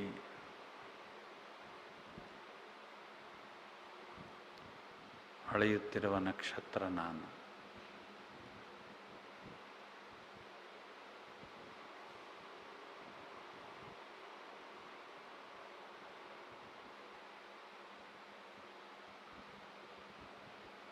ನನ್ನನ್ನು ನಾನು ನೋಡ್ಕೊಳ್ತಾ ಇದ್ದೀನಿ.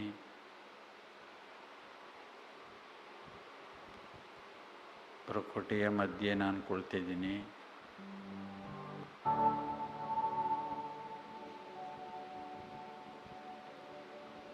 ನಕ್ಷತ್ರದ ಹಾಗೆ ಹೊಳಿತಾ ಇದ್ದೀನಿ.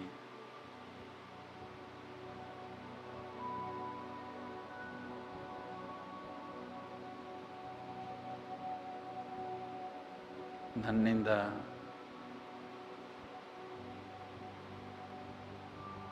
ಆಧ್ಯಾತ್ಮದ ಪ್ರಕಾಶ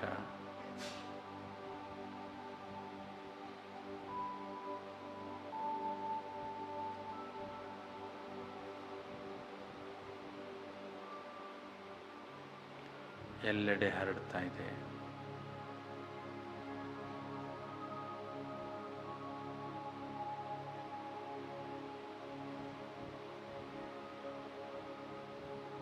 ನನ್ನ ಶರೀರದ ಎಲ್ಲ ಇಂದ್ರಿಯಗಳು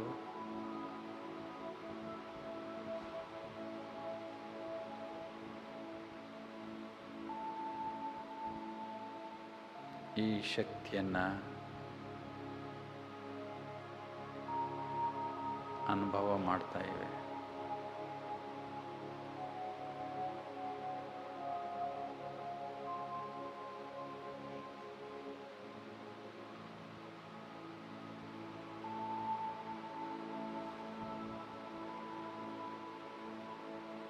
ನನ್ನ ಹೃದಯ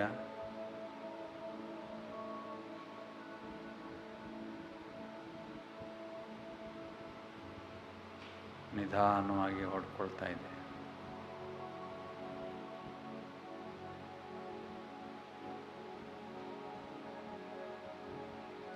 ಶ್ವಾಸಕೋಶಗಳು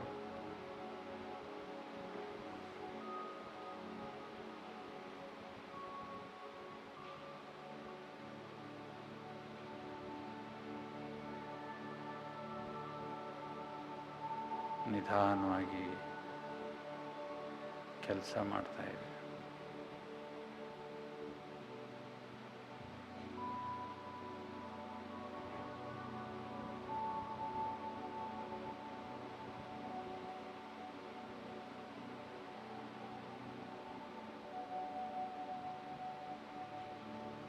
ಎಲ್ಲ ಇಂದ್ರಿಯಗಳು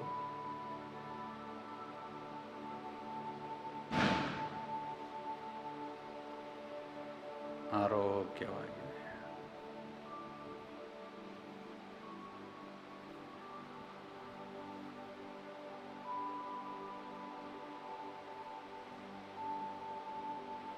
ನನ್ನ ಉಸಿರಾಟ ನಿಧಾನವಾಗಿದೆ.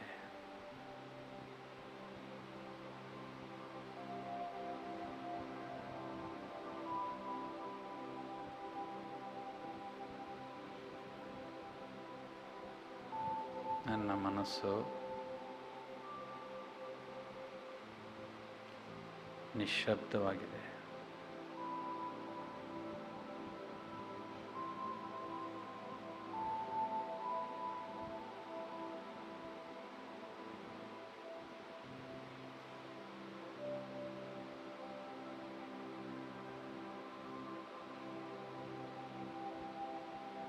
ನಾನು ಶಾಂತ ಸ್ವರೂಪಿ ಆತ್ಮನಾಗಿದ್ದೇನೆ.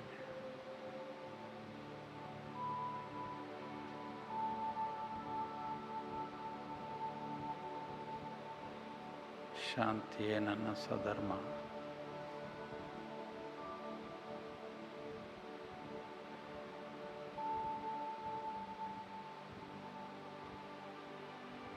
ನನ್ನ ಮನಸ್ಸು ಶಾಂತವಾಗಿದೆ.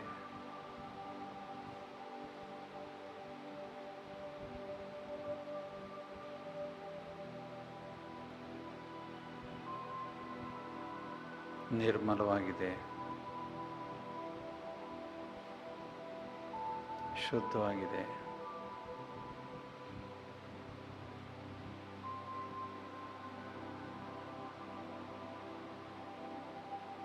ಶಿವ ಬಾಬಾ ನನ್ನ ತಂದೆ,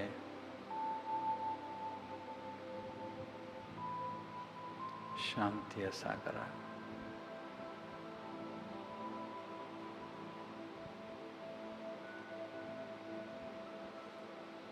ಬಾಬಾರವರ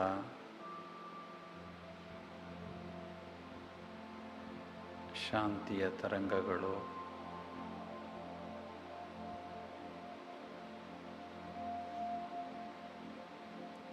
ಪ್ರಕೃತಿಯ ಮಧ್ಯದಲ್ಲಿರುವ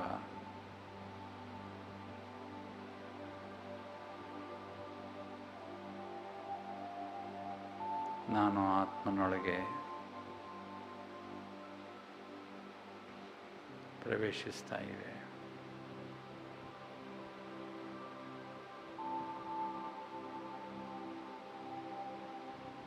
ನನ್ನನ್ನು ಶಕ್ತಿಶಾಲಿಯನ್ನಾಗಿ ಮಾಡಿವೆ.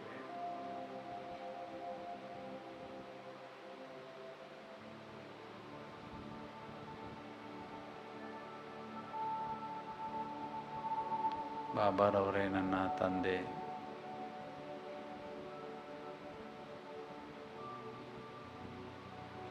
ನನ್ನ ತಾಯಿ, ನನ್ನ ಮಾರ್ಗದರ್ಶಕ, ನನ್ನ ಹಿತೈಷಿ,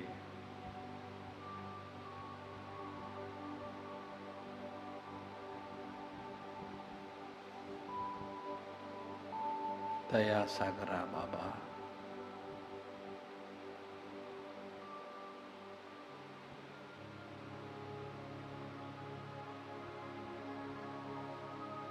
ನಿನ್ನ ಶಾಂತಿಯ ತರಂಗಗಳು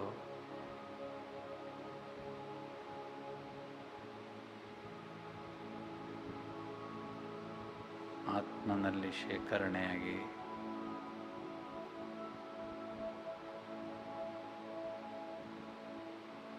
ಶರೀರದ ಎಲ್ಲ ಅಂಗಗಳಿಗೂ ವ್ಯಾಪಿಸ್ತಾ ಇದೆ.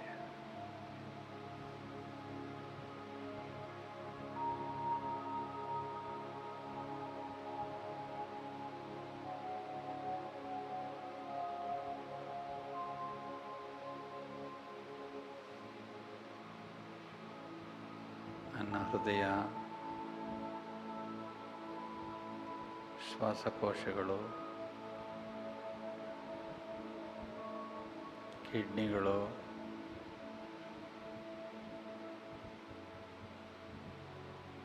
ಶರೀರದ ಎಲ್ಲ ಭಾಗಗಳು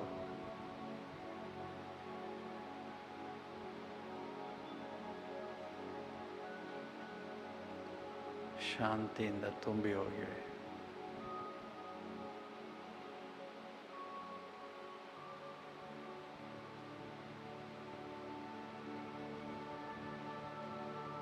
ನನ್ನ ಇಡೀ ಶರೀರ ಆರೋಗ್ಯವಾಗಿದೆ.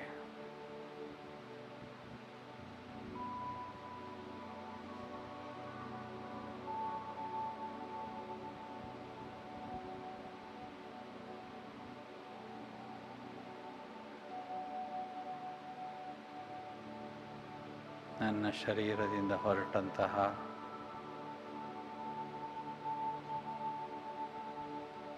ಬಾಬಾರವರ ಶಾಂತಿಯ ತರಂಗಗಳು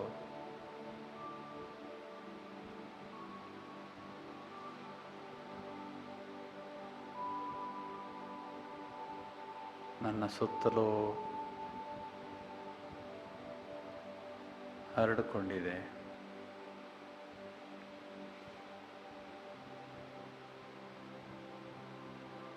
ನನ್ನ ಸುತ್ತಲೂ ಇರತಕ್ಕಂಥ ಗಾಳಿ, ಹಸಿರು,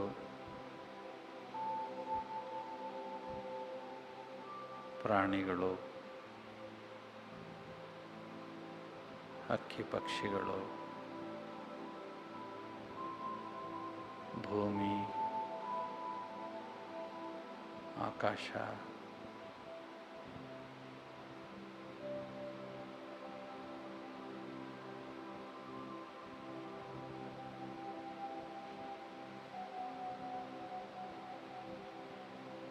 ಎಲ್ಲದಕ್ಕೂ ಪರಮಾತ್ಮನ ಶಾಂತಿಯ ತರಂಗಗಳು ತಲುಪ್ತಾ ಇವೆ.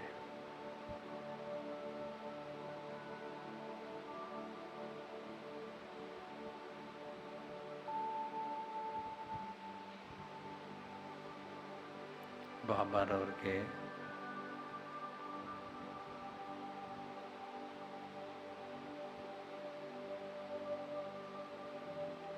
ಎಷ್ಟು ಧನ್ಯವಾದಗಳನ್ನು ಹೇಳಿದರೂ ಸಾಕು.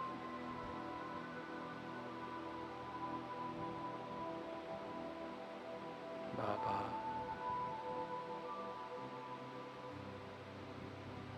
ನಾನೆಂತಹ ಸೌಭಾಗ್ಯಶಾಲಿ ಆತ್ಮನಾಗಿದ್ದೇನೆ.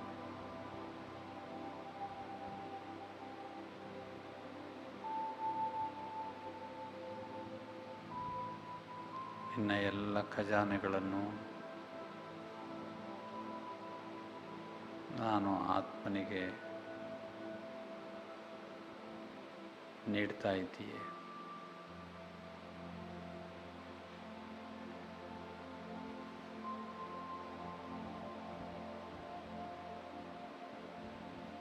ಪ್ರಪಂಚದವರೆಲ್ಲರೂ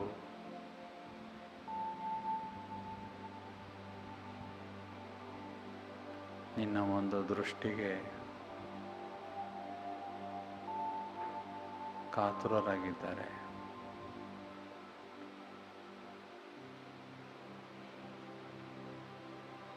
ಆದರೆ ನೀನು ಸದಾಕಾಲ ನನ್ನ ಜೊತೆನೇ ಇರ್ತೀಯ.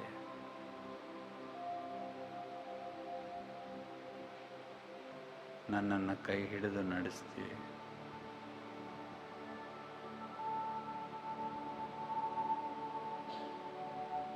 ಎಷ್ಟು ಶ್ರೇಷ್ಠವಾದ ಜ್ಞಾನವನ್ನು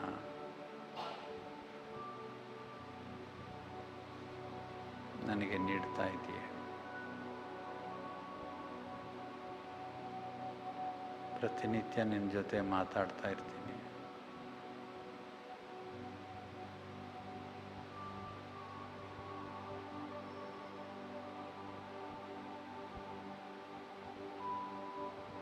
ನಿನಗೆ ಎಷ್ಟು ಧನ್ಯವಾದಗಳನ್ನು ಹೇಳಿದರೂ ಕಡಿಮೆ.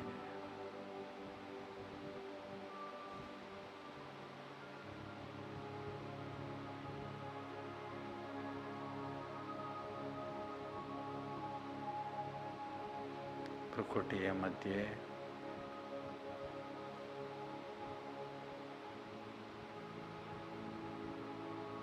ಹೊಳೆಯುತ್ತಿರುವ ನಾನು ಆತ್ಮ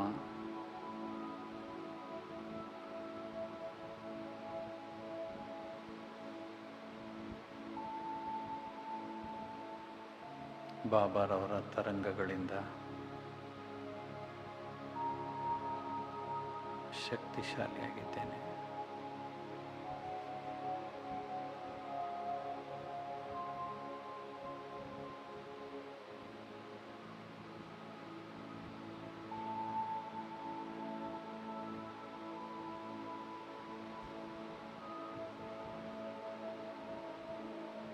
ನಾನು ಆತ್ಮ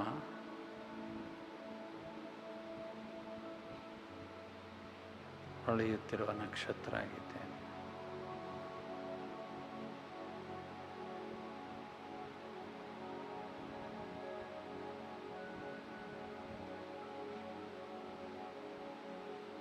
ಓಂ ಶಾಂತಿ ಶಾಂತಿ ಶಾಂತಿ.